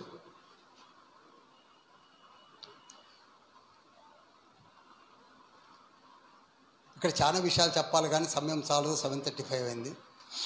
ఇంతకీ షిమ్యోనునే ఎందుకు ఉంచాడంటే, షిమ్యోని క్యారెక్టరు లూజ్ క్యారెక్టర్. ఆదికాండము 34వ అధ్యాయం 25వ వచనంలో ఆయన శెకెములోనికి వెళ్ళి షిమ్యోను లేవీయులు కనపడిన మగవారిని అందరినీ చంపినవాడు, నరహంతకుడు, నరహత్య చేసినవాడు. చూసారా? చదవండి ఒకసారి. 3వ దినమున వారు బాధపడుచుండగా యాకోబు కుమారులలో 2 అనగా దీనా సహోదరుడైన షిమ్యోనును లేవీయు తమ కత్తులు చేత పట్టుకొని ఎవరికి తెలియకుండా ఊరి మీద పడి ప్రతి పురుషుని చంపిరి. చాలండి, చంపి పారేశాడు. అతను చేసిన పనికి ఇప్పుడు అతన్ని ఎక్కడ బంధించేశాడు తండ్రి? ఈజిప్ట్లో బంధించేశాడు.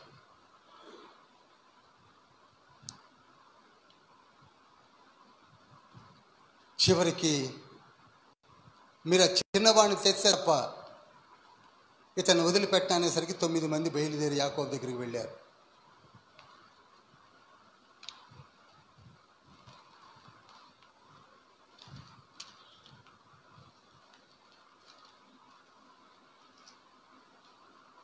యాకోబు చెప్పారు సమస్య అంతా. చెప్పినప్పుడు యాకోబు విలపించాడు, దుఃఖపడ్డాడు.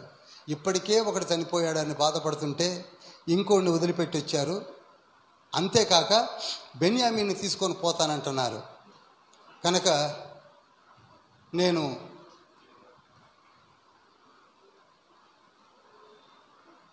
ఒప్పుకోనంటున్నాడు. మీరు 42, 43, 44, 45 ఆది కాండములను రాత్రికి చదవండి. ఏ అధ్యాయాలండి? 42, 43, 44, 45. నేను ఒకవేళ బెన్యామీను పంపించినట్లయితే వాడు తిరిగి రాకపోతే నేను చచ్చిపోతాను, మృతుల లోకంలోనికే వెళ్ళిపోతానని ఒక మాట వాడతాడు. అంతగా ప్రేమిస్తున్నాడు కనుక. ఈ కథ వినటానికి చాలా చాలా మామూలుగానే ఉంది. నేను చదువుకున్న రోజుల్లో అలానే అనుకున్నాను, కానీ ఇప్పుడు చదువుతుంటే నాకు వేరుగా కనపడుతుంది.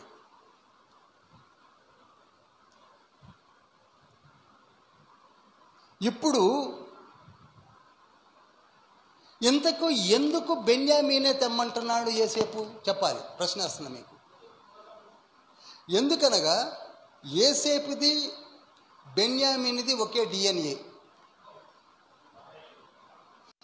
ఒక తల్లికి పుట్టినవాడు, పుట్టినవాళ్ళు. 10 మంది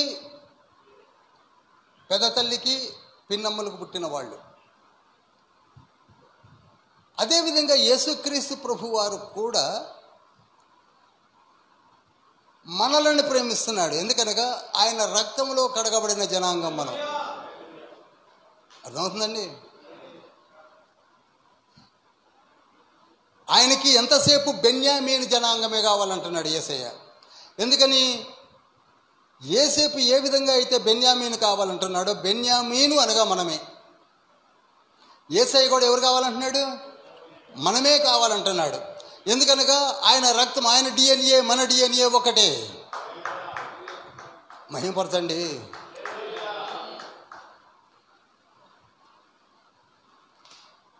యోసేపు ప్రాణమంతా కొట్టుకుంటుంది బిన్యామీను చూసేంతవరకు. I want to see Benjamin, I want to see Benjamin. చిన్నవాడు. నిజానికి చూడండి, తనను చంపడానికి, పొడవడానికి, అమ్మడానికి 10 మంది పాత్ర తప్ప బెన్యామీన్ యొక్క పాత్ర లేనే లేదు లేదు లేదు. మనం యేసయ్యను ఎప్పుడు చంపలేదు. చంపిందల్లా యూదులు, ఇజ్రాయేలు, ఆయన జనాంగమే చంపుకున్నారు. అందుకే మనం అంటే యేసయ్యకి ఇష్టం. మనం ఇన్నోసెంట్ యేసయ్య దృష్టిలో. మనం ఏమీ చేయలేదు, కేవలం తండ్రి చాటును కూర్చొని ఉన్నాము, అమాయకంగా ఉన్నాము కనుకనే యేసయ్య మనల్ని పిలుస్తున్నాడు. అందుకే ప్రకటన గ్రంథం 1వ అధ్యాయం 7వ వచనంలో తన్ను పొడిచిన వారు చూచి రొమ్ము కొట్టుకుంటారు కానీ మనం సంతోషిస్తాం. పొడిచింది ఎవరు? యూదులు, ఇజ్రాయేలీలు. The book of Matthews 27 chapter 25th వర్స్లో మత్తయి సువార్త 27వ అధ్యాయం 25వ వచనంలో అంటున్నాడు కదా, నీ రక్తము మా పైనను మా పిల్లల పైనను రానియండి, చంపేయండి అన్నారే, వారి మీదకి వస్తుంది. వారే 10 మంది వారు, 10 గోత్రముల వారిలో నుండి వచ్చారు వాళ్ళంతా. హల్లెలూయా.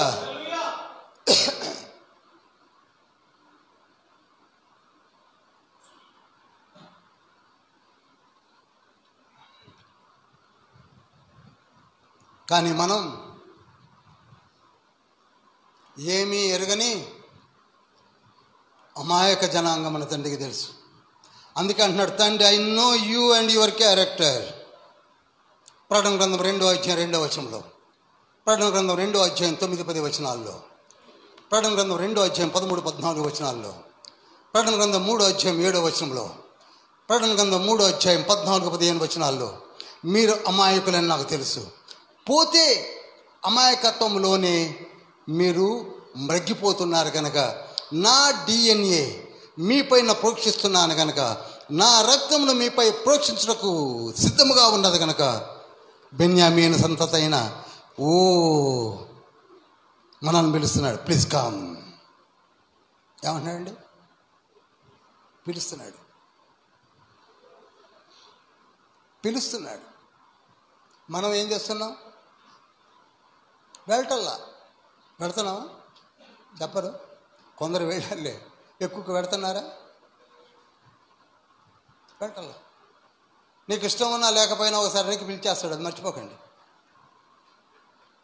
కీర్తనలు 90 అధ్యాయం 3-4 వచనాల్లో, కీర్తనలు 90 సామ్ 90 3rd verse చదవండి.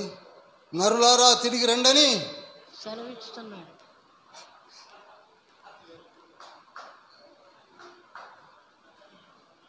కీర్తనలు 90:3-4 మంచి రెఫరెన్స్ కనుక చదివిస్తున్నాను.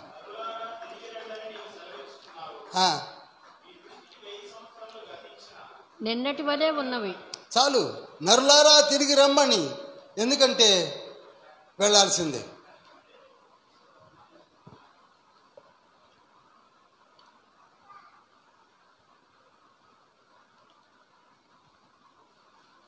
వెళ్ళాల్సిందే కనుక ఈనాడు మనల్ని పిలుస్తున్నాడు. అర్థమవుతుందండి? మనము బెంజమిన్ జనాంగము.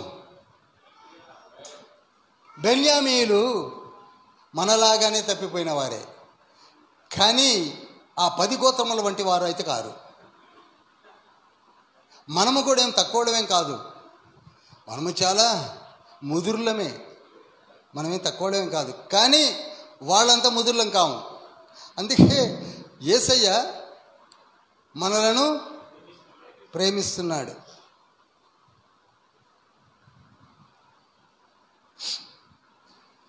సరే, ఎప్పుడైతే యాకోబు అంటున్నాడు, అరే ఆహారం లేదు, ఉన్న గ్రాసం అయిపోయింది, వెళ్ళండి రా అంటే, పెద్దోడు రూబేన్ కదా, రూబేన్ అంటున్నాడు, బెన్యామీన్ లేకుండా అయితే నేను పోను. బెన్యామీన్ లేకుండా నేను పోయినా యేసేపు ఒప్పుకోడు.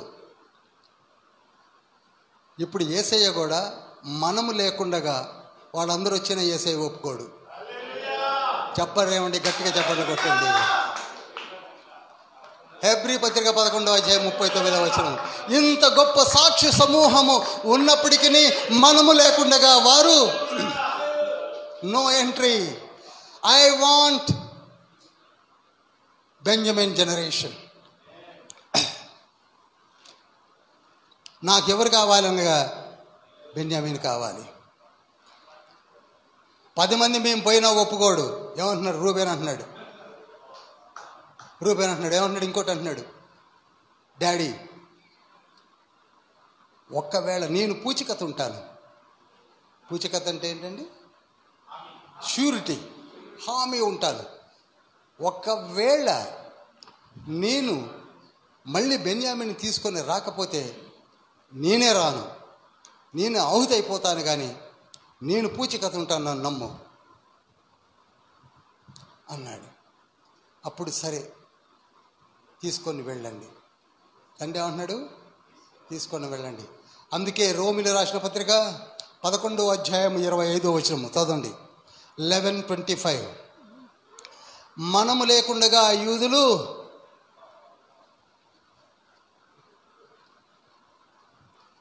తీసినోడు సార్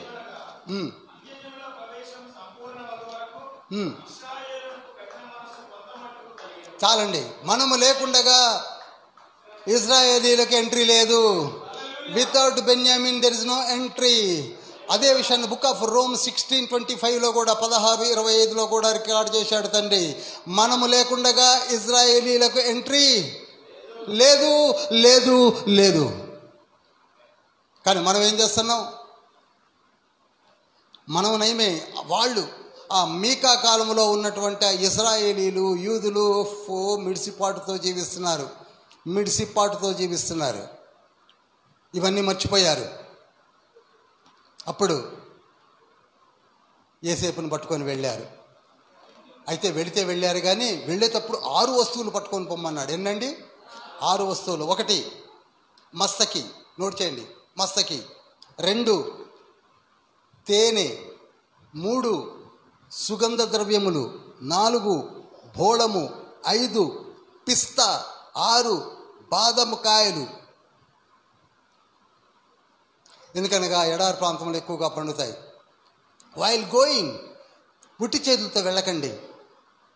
ఇవన్నీ మంచి శ్రేష్టమైన ఆహారము, తీసుకొని వెళ్ళండి అన్నాడు. మీకు రెఫరెన్స్ చెప్తాను, నోట్ చేయండి. 43వ అధ్యాయము 11వ వచనము 3వ లైన్లో చెప్పాను నేను. చదవండి ఒకసారి. అనగా దేవుని యొద్దకు వెళ్ళేటప్పుడు మనము కూడా 6 విషయాలను పట్టుకొని వెళ్ళాలి. Because our numerical number is 6, so that you have to carry 6. 5 numerical number is grace. 6 numerical number is pertaining to a human being. కనుక మనము కూడా యేసయ్య దగ్గరికి వెళ్ళేటప్పుడు 6 విషయాలు పట్టుకొని వెళ్ళాలి. నీ హృదయము, నీ మనస్సు, ఎవ్రీథింగ్. వెళ్ళారండి. ఇప్పుడు పట్టుకొని వెళ్ళారు. వెళ్ళిన తర్వాత ఎవరితో వెళ్ళారు? బెన్యామీన్. చెప్పరు? బెన్యామీన్తో వెళ్ళారు. ఇప్పుడు బెన్యామీన్తో వెళ్ళారు. ఎప్పుడైతే బెన్యామీన్ కూడా వచ్చాడో 43వ అధ్యాయము 30వ వచనము చదువుతున్నాను. అప్పుడు తన తమ్ముని మీద యోసేపునకు ప్రేమ పొల్లుకొని వచ్చిన కనుక అతడు త్వరపడి ఏడ్చుటకు చోటు వెతికి లోపలికి వెళ్ళి గదిలోనికి వెళ్ళి అక్కడ ఏడ్చెను. రాజసంలో ఉన్నాడు కనుక వారి ముందు గంభీరంగా ఉన్నప్పటికీ వెంటనే లోపల పోయాడు. అదండి సహోదర ప్రేమ అంటే. చప్పట్లు కొట్టండి. అందుకే blood relation is a relation. యేసయ్య మనల్ని చూస్తే కన్నీరు కార్చేదందుకు వీరు నా DNA.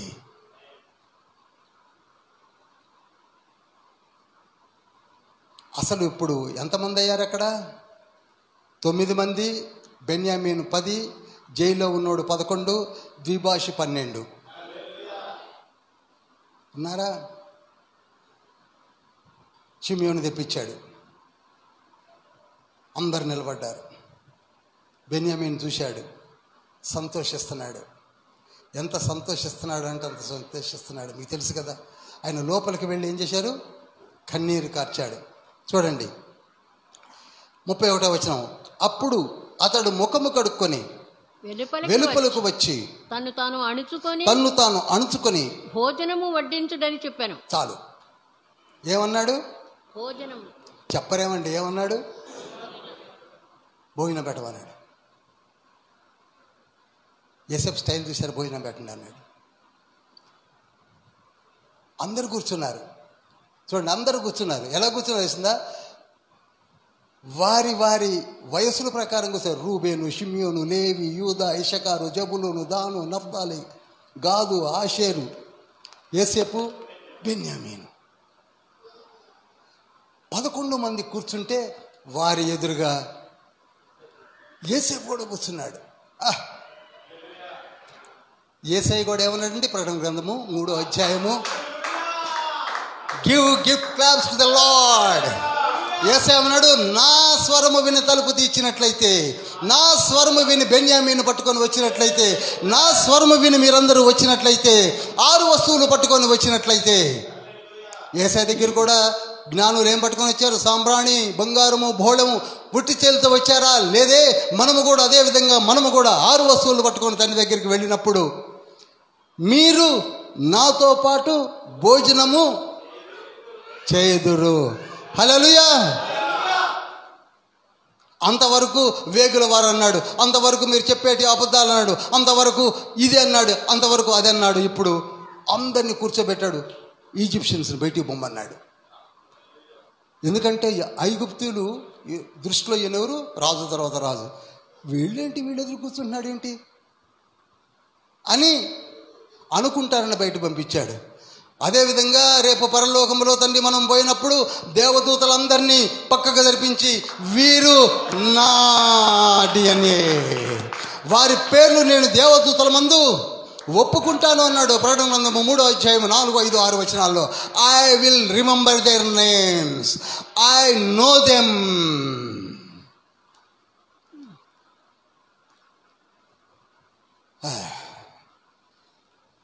చూడండి 33వ వచనంలో, జ్యేష్ఠుడు మొదలుకొని కనిష్ఠుని వరకు వారు వారి ఎదుట తమ తమ ఈడు చొప్పున కూర్చుండిరి కనుక ఆ మనుష్యులు ఒకని వైపు ఒకడు చూచి ఆశ్చర్యపోయారు. ఈయన ఎట కూర్చోబెడుతున్నాడు? యేసేపు ఎట కూర్చోబెడుతున్నాడండి? ఆయనకి తెలుసు కనుక, రూబేను తర్వాత షిమ్యోను నువ్వు కూర్చో, లేవి, యూదా, ఇషకారు, జబులూను, దాను. అరే ఈయనకేం తెలుసు? మనకే కదా ఇలా వస్తున్నాను. నువ్వేడ కూర్చో, నువ్వు ఇక్కడ రా. లాస్ట్ కూర్చుంది బెన్యామీను, ఆయన ఎదురు కూర్చున్నది ఈయన.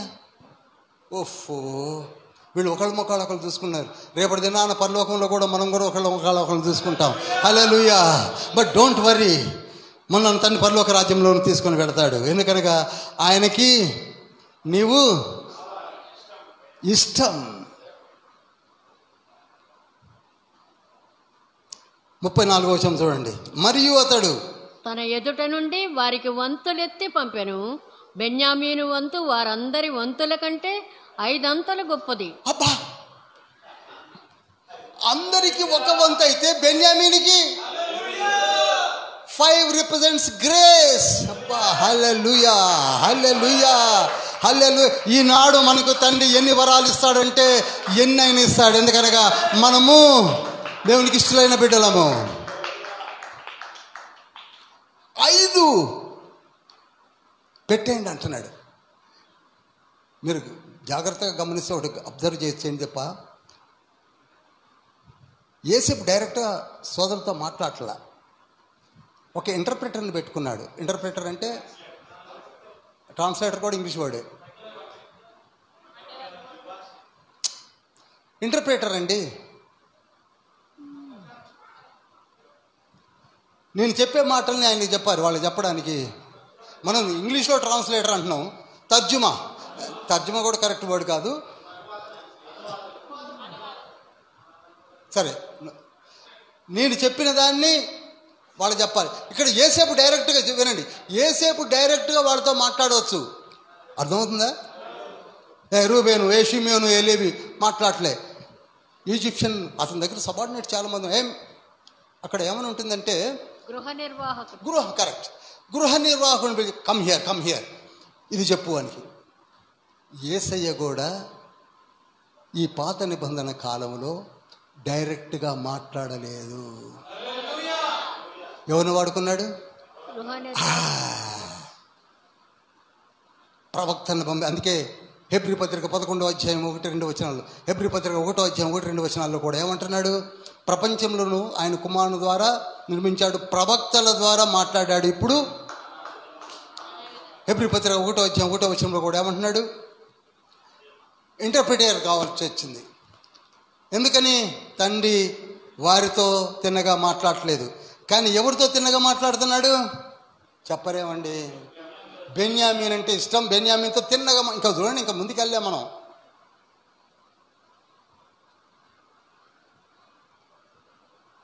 బెన్యామీన్ అంటే చాలా ఇష్టం. అందుకే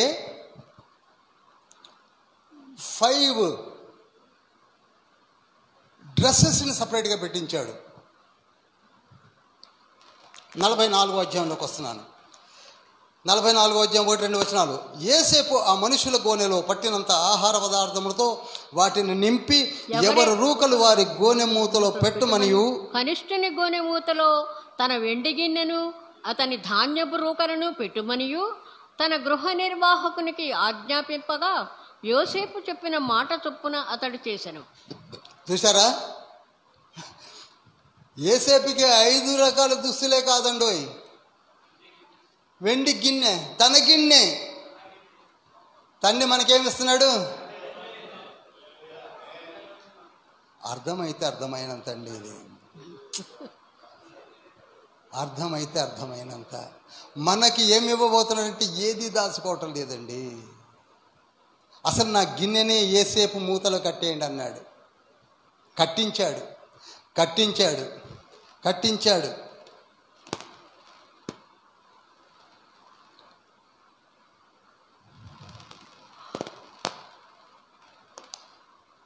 ఆ తర్వాత టైం వెళ్ళిపోతుంది కనుక ముందుకెళ్తున్నాను. 34వ వచనము. ఈ చిన్నవాడు నాతో కూడా ఉంటేనే కానీ నా తండ్రి యొద్దకు నేను ఎట్లా వెళ్ళగలనని రూబేను పలికిన మాటను అనుసరించి వెళ్ళిన ఎడల నా తండ్రికి వచ్చు అపాయము చూడవలసి వచ్చునని చెప్పాను. కనుక యేసేపును కూడా నాతో పంపండి అని అడిగినప్పుడు యేసేపును కూడా తీసుకొని పొండని ఒప్పుకున్నాడు. ఎవరు? బెన్యామీన్ తీసుకొని పొండని ఎవరు ఒప్పుకున్నారు? యేసేపు ఒప్పుకున్నాడు. ఇప్పుడు చూడండి 45వ అధ్యాయం. అప్పుడు యేసేపు తన యొద్ద నిలిచిన వారందరి ఎదుట తన్ను తాను అణుచుకున్న జాలక నా యొద్ద నుండి ప్రతి మనిషిని వెలుపలికి పంపివేయడని బిగ్గరగా చెప్పాను. యేసేపు తన సహోదరులకు తన్ను తాను తెలియజేసుకున్నప్పుడు ఎవడునూ అతని యొద్ద నిలిచి ఉండలేదు. అతడు ఎలుగెత్తి ఏడవగా ఐగుప్తులందరూ విన్నారు, ఫరో ఇంటి వారందరూ విన్నారు. చూసారా? వాళ్ళు ఎప్పుడైతే దూరం అయిపోయారో యేసేపు తట్టుకోలేకపోతున్నాడు. కనుక మనం దూరం అయితే యేసయ్య, ఇది మనం తెలుసుకోలేక మన యేసయ్య మన కొరకే బాధపడుతున్నాడు, ఏడుస్తున్నాడండి. Are you learning something? అందుకే బుక్ ఆఫ్ లూకాసు వార్త 19వ అధ్యాయం 41వ వచనంలో యేసయ్య యెరూషలేము పట్టణమును చూసి కన్నీరు కార్చాడు. ఎందుకని? ఆయనకు ఆ పట్టణం కావాలి. ఆయనకు ఆ పట్టణం కావాలండి. ఆయనకు మనం కావాలండి. ఆయనకు మనం కావాలి.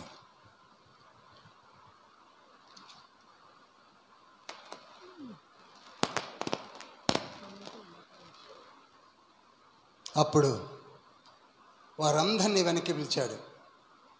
ఇక టైం అవుతుంది కనుక నేను ముగిస్తున్నాను. ఇంకొక హాఫ్ అన్ అవర్ నడిచిన ఆశ్చర్యం లేదు. ఏమంటున్నాడు చూడండి, 45వ అధ్యాయం 4వ వచనంలో.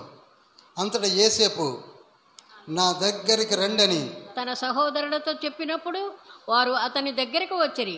అప్పుడు అతడు, ఐగుప్తునకు వెళ్ళినట్లు మీరు అమ్మివేసిన మీ సహోదరుడైన యోసేపును నేనే. అయినను నేనిక్కడికి వచ్చినట్లు మీరు నన్ను అమ్మివేసినందుకు దుఃఖపడకుడి. అది మీకు సంతాపము పుట్టింపనీయకుడి. ప్రాణరక్షణ కొరకు దేవుడు మీకు ముందుగా నన్ను పంపించను. హల్లెలూయా.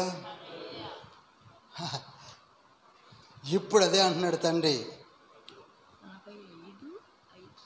ఇప్పుడు బెన్యామీనునకు యోసేపు ఏమవుతాడండి? బెన్యామీనుకు యోసేపు ఏమవుతాడు? అన్నే కదా. ఇప్పుడు యేసయ్య మనకి ఏమవుతాడండి? అందుకే రోమీలు రాసిన పత్రిక 8వ అధ్యాయం 29వ వచనంలో సహోదరులలో యేసుక్రీస్తు ప్రభువారు జ్యేష్ఠుడగునట్లు. ఎలా జ్యేష్ఠుడయ్యాడు మనకు? ఎందుకనగా తన కుమారుడు అనేక సహోదరులలో జ్యేష్ఠుడగినట్లు దేవుడు ఎవరిని ముందు ఎరిగెను, వారు తన కుమారునితో సారూప్యము గలవారగుటకు వారిని ముందుగా నిర్ణయించెను. గమనించండి. ఇప్పుడు ఆ 10 మంది ప్లస్ బెన్యామీను 11 మందికి ఈయన అన్నయ్యాడు, తమ్ముడు కాదు. ఇప్పుడు ఏమయ్యాడండి? అన్నయ్యాడు. అన్నయ్య బెన్యామీన్ అంటే మాత్రం అమితమైన ప్రేమతో కనపరుస్తున్నాడు. 22వ వచనం, 45వ అధ్యాయం 22వ వచనంలో అతడు వారికి 2 దుస్తుల బట్టలు ఇచ్చాడు. ఎవరికి? ఆ 10 మందికి. ఎన్నేసి అతడు 2 బట్టలు ఇచ్చెను. బెన్యామీనుకు 300 తులముల వెండియును 300 తులముల వెండి 5 దుస్తుల బట్టలు ఇచ్చెను. మనకు పట్టజాలనంత దీవెన ఇవ్వబోతున్నాడు. Gift of holy spirit god. ఆత్మ ఫలము మనకే, ఆత్మ వరములు మనకే. వారికి ఉన్నాయా? చెప్పరేమండి? వారికి ఉన్నాయా? ఆత్మ ఫలం ఎవరికుంది? మనకున్నది. ఆత్మ వరములు ఎవరికి ఉన్నాయి? వారికి ఉన్నాయా? యెషయా గ్రంథము 61వ అధ్యాయం 10వ వచనంలో ఏమని ఉంటుందో తెలుసా? పెళ్లి కుమారుని వలె వస్త్రమును ధరింపజేసి రక్షణ వస్త్రమును ధరింపజేస్తున్నాడు మనకు. పెళ్లి కుమారుని వంటి వస్త్రములు, రక్షణ వస్త్రములు, నీతి వస్త్రములు. 132వ కీర్తన 16వ వచనంలో కూడా నీతి వస్త్రములను ధరింపజేస్తాను. ఎవరికి? మనకు. హల్లెలూయా, హల్లెలూయా. ఎంత గొప్ప దీవెనలో చూడండి. అందుకే 1 కొరింథీ పత్రిక 12వ అధ్యాయం 7వ వచనం 10వ వచనంలో కూడా ఉంటుంది. తర్వాత చదవండి. గిఫ్ట్స్ అన్నీ మనకి.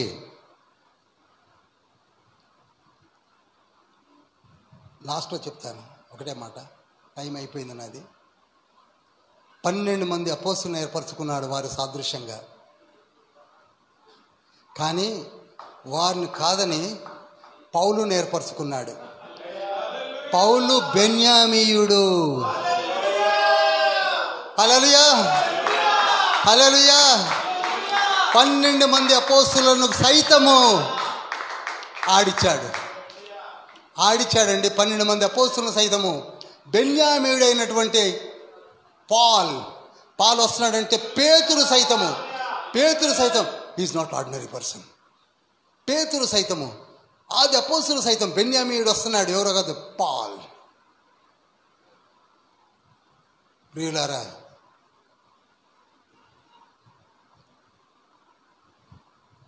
అందుకే ఓచాట అన్నారు, ఈ 10 మందిని వెనక్కి వెళ్ళిపోమన్నప్పుడు, వినండి, బెన్యామీను దగ్గర పెట్టుకొని 10 మందిని వెనక్కి వెళ్ళిపోమన్నప్పుడు రూబేన్ అన్నాడు, అయ్యా బెన్యామీన్ లేకుండా మేము తండ్రి దగ్గర పోలేమన్నా. తండ్రి దగ్గరికి బెన్యామీన్ లేకుండా మేము పోలేము. అయ్యా బెన్యామీన్ మాకు కావాల్సిందే. ఇప్పుడు యేసయ్య దగ్గరికి పోవాలంటే ప్రపంచమంతా 15 క్యారెక్టర్లు ప్లస్ 2 క్యారెక్టర్లు, ఒకే ఒక క్యారెక్టర్ బెన్యామీను లేకుండగా ఆ 16 మంది కూడా రాలేరు. హల్లెలూయా, హల్లెలూయా. లెట్ us say loudly హల్లెలూయా. ఇంత గొప్ప స్థితిలో మిమ్మల్ని ఏర్పాటు చేసుకుంటే, ఓ ఇజ్రాయేలీయులారా, ఓ యూదులారా, మీరేం చేస్తున్నారండి? అన్నిటిని వదిలివేసి తండ్రిని వదిలివేసి చివరికి నన్ను వదిలివేసి ఇష్టం వచ్చిన రీతిలో తిరుగుతున్నారు, విర్రవీగిపోతున్నారు. ఓమిరి కట్టిన షోమ్రోనట, మాకున్న పరిశుద్ధాలయం కలిగిన యెరూషలేమని, పీఠాధిపతులు ఉన్నారని, శాస్త్రులు ఉన్నారని, పరిసయ్యులు ఉన్నారని, సద్దూకయ్యులు ఉన్నారని, యసనీయులు ఉన్నారని, అందరూ ఉన్నారని. కానీ ఎవరు లేరు? బెన్యామీను లేరు. ఈనాడు మనం లేకుండా యేసయ్య దగ్గరికి ఎవరు వెళ్ళలేరు. హల్లెలూయా.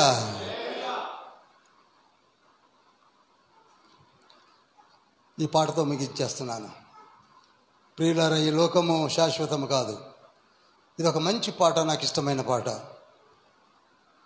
ఈ పాటను, ఈ ట్యూన్ని ఎప్పుడు విన్నట్టుగా ఉన్నప్పటికీ ఇందులో ఉన్న మాటలను గ్రహించండి, ఆత్మపూర్ణులే వినండి. మనమందరము కూడా యేసయ్య చెంతకు వెళ్ళాలి. మనం ప్రేమిస్తున్న తండ్రి చెంతకు వెళ్ళాలి. ఈ లోకము శాశ్వతము కాదు. అశాశ్వతమైన లోకములో విర్రవీగుతున్నాం. చూడండి,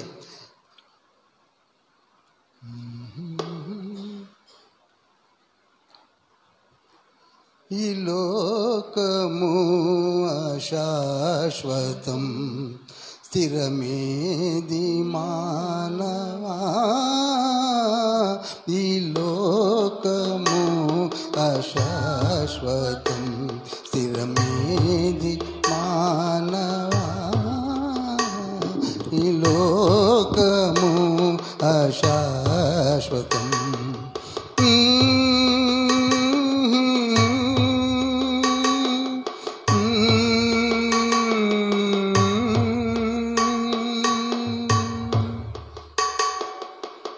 మంటితోనే చేయబడెను, మంటిలోనే చల్లసిపోవు. మంటితోనే చేయబడెను, మంటిలోనే పోవు. మమతలేల మంటి పైన, మమతలేల మంటి పైన మోసపోకుమా. ఈ లోకము అశాశ్వతం, స్థిరమేది మానవా.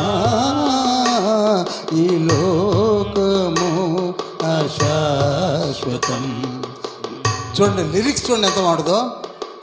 ఆస్తి ఎంత ఉన్నగాని, అందమెంత ఉన్నగాని, ఆస్తి ఎంత ఉన్నగాని, అందమెంత ఉన్నగాని, అంతరించు అంతలోనే, అంతరించు అంతలోనే ఆవిరే కదా.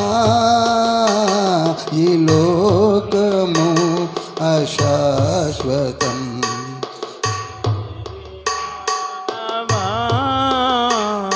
ఈ లోకము అశాశ్వతం. థర్డ్ వర్స్ అండి.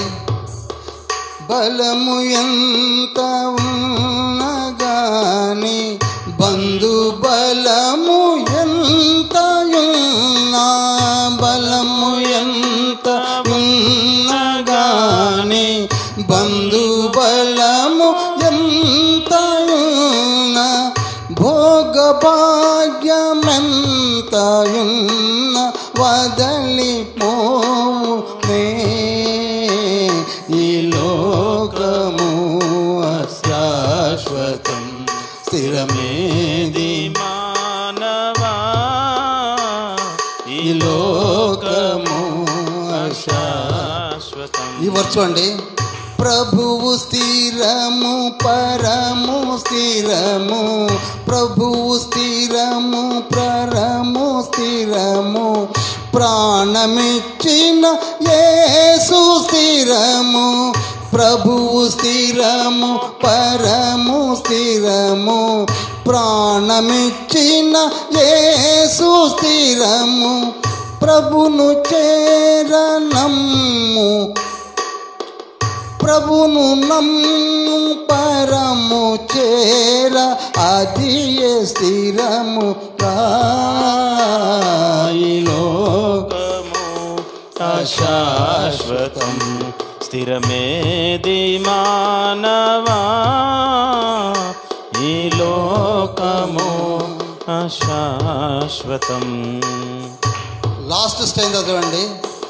మోసపోకు మోసపోకు, మాయలోన మునిగిపోకు, మోసపోకు మోసపోకు, మాయలోన మునిగిపోకు, మహిమలోకమందు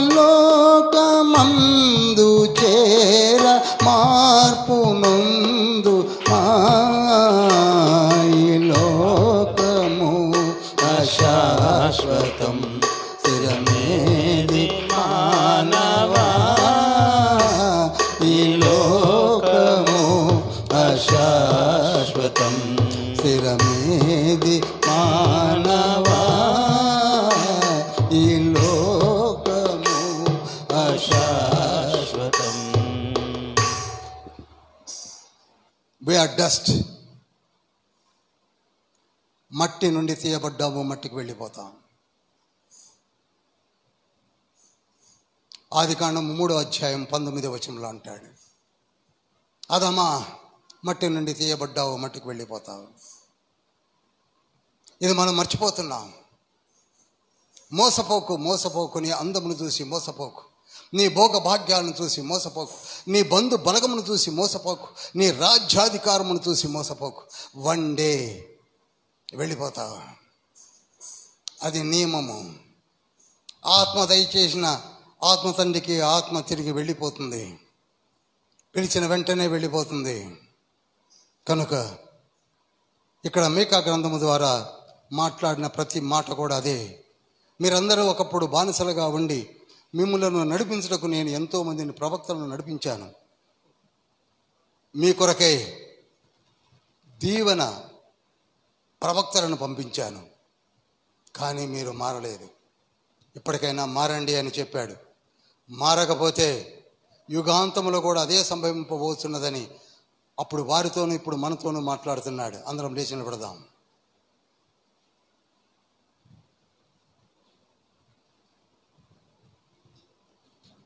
అందరం లేచి నిలబడదాం.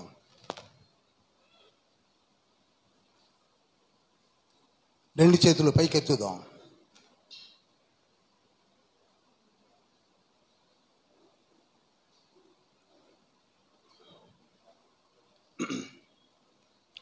రెండు చేతులు పైకెత్తుదాం.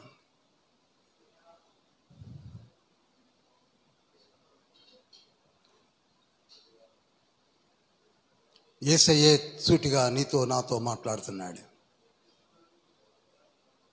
నువ్వెందుకు వెలిపిస్తున్నావు? నువ్వెందుకు కుమిలిపోతున్నావు? బెన్యామీను వచ్చేంతవరకు ఆ 10 మందిని కూడా వెనక్కి పంపలేదా? నీవు వచ్చేంతవరకు అందరినీ ఆపుచేశాను కదా. అటువంటి నీవు ఎక్కడున్నావు? అందుకే ఈ తరము వారిని, అనగా బెన్యామీను సంతానం వంటి వారము పిలుస్తున్నాను అన్నాడు. యేసయ్యే దిగి వచ్చాడు, మనతో సూటిగా మాట్లాడుతున్నాడు. ప్రియుడా, థింక్ అబౌట్ యువర్ సెల్ఫ్. ఒక్క నిమిషము నీవు నీ గురించి ఆలోచించు. నీ గర్భఫలము గురించి ఆలోచించు. నీ కుటుంబం గురించి ఆలోచించు. మన కొరకు సమస్తమును సిద్ధపరిచాడు యేసయ్య. గ్రేస్ని మనపై కుమ్మరించాడు. ఎఫ్సీలు రాసిన పత్రిక 2:8 కృపచేతనే మీరు రక్షించబడ్డారు. జీవాహారమును నేను మీకు ఇస్తాను, నాతో పాటు మిమ్మల్ని కూర్చుండబెట్టుకుంటాను, తెల్ల రాతినిస్తాను, వేగు చుక్కనిచ్చెదను. ఇనపదండాన్ని ఇస్తాను, భూమిని ఏలుబడి చేస్తారు. మీరు నా చేతిలోని నక్షత్రాలు, మీ పాదములు సుందరములై ఉన్నవి. మీరు ఎక్స్ట్రాడినరీ పర్సన్స్. ఎందుకనగా నా డిఎన్ఏ మీ డిఎన్ఏ ఒక్కటే. నా అమూల్యమైన రక్తం మీపై ప్రోక్షించబడి ఉన్నది. Why do you worry? Why do you worry? Why do you worry?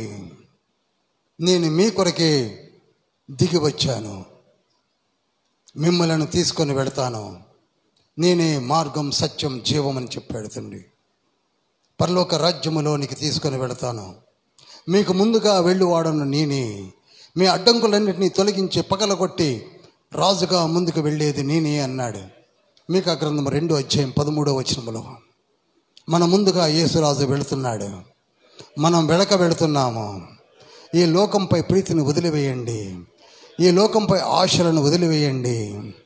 నేను మిమ్ములను నా బిడ్డలుగా స్వీకరించి ఉన్నాను, వెలుగుతో నింపి ఉన్నాను, వెలుగులో నడిపించేదను, దీవెనకరమైన వర్షములు మీపై కుమ్మరించేదను.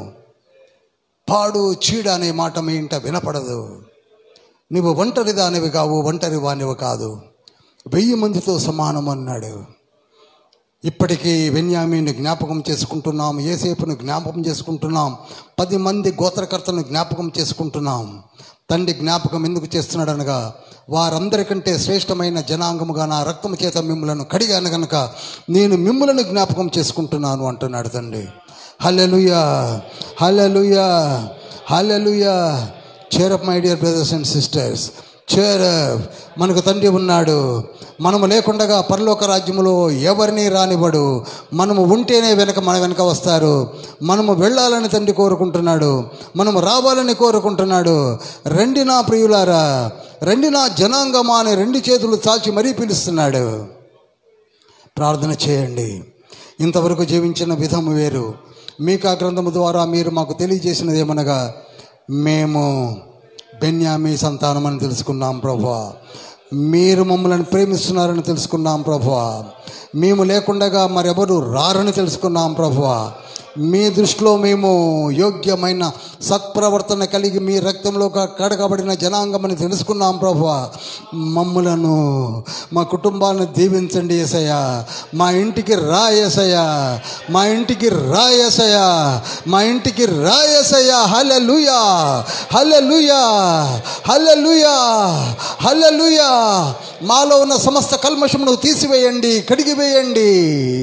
మేము మీ బిడ్డలము యేసయ్యా, మేము మీ బిడ్డలము యేసయ్యా.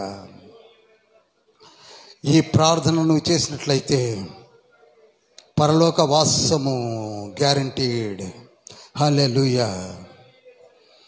మహోన్నతుడా, పరిశుద్ధుడా, పరలోక తండ్రి, మమ్మల్ని దీవించి ఆశీర్వదించి మీకా గ్రంథము 2వ భాగములో మీరు చెప్పిన మాటలను బట్టి మీరు మమ్మలను అత్యున్నతమైన స్థానంలో నిలబెట్టి అత్యున్నతమైన స్థానంలోనికి నడిపించడానికి సిద్ధంగా ఉన్న యేసయ్యా.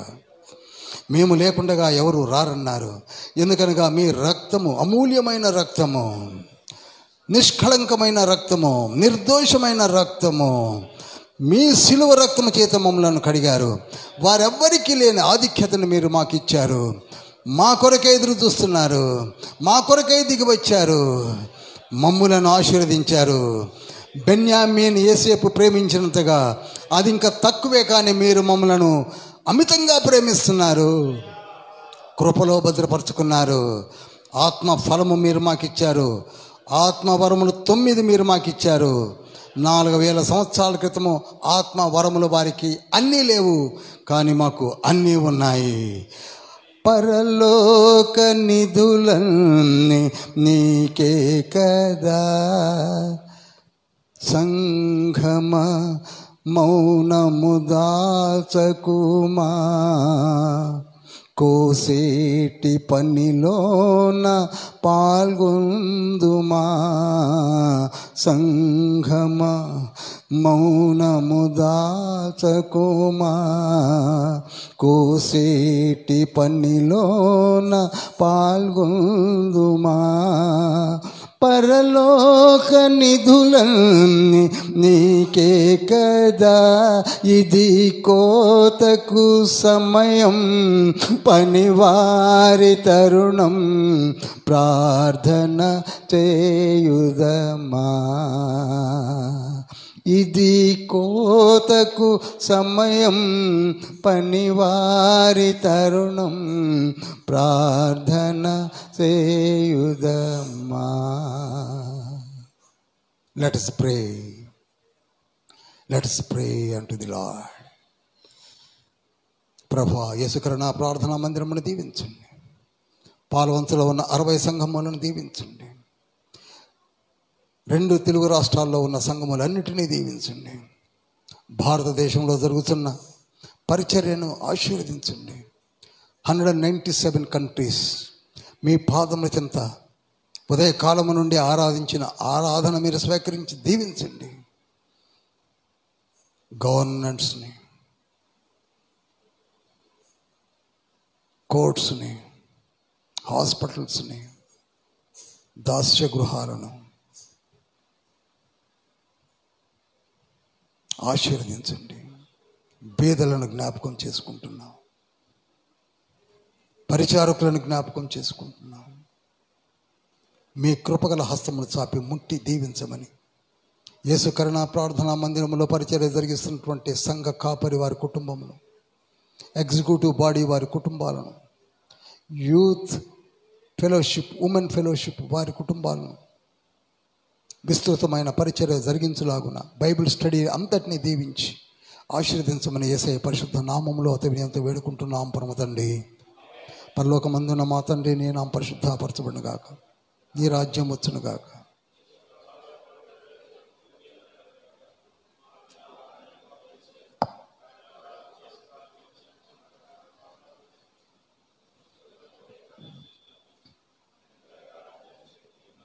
నిరంతరం నీవైనవి తండ్రి. ఆమేన్. యేసుక్రీస్తు ప్రభువుల వారి కృపయు, తండ్రి అయిన దేవుని ప్రేమయు, పరిశుద్ధాత్మని యొక్క అన్యోన్య సహవాసము మనకందరికీ అన్ని ప్రపంచములకు తోడై నీడై ఉండునుగాక. ప్రభు సక్తమే జయము, ప్రభు నామే జయం, ప్రభు సక్తమునికే సంపూర్ణ విజయం కలుగునుగాక. Praise the lord, praise the lord. Hallelujah, hallelujah, hallelujah.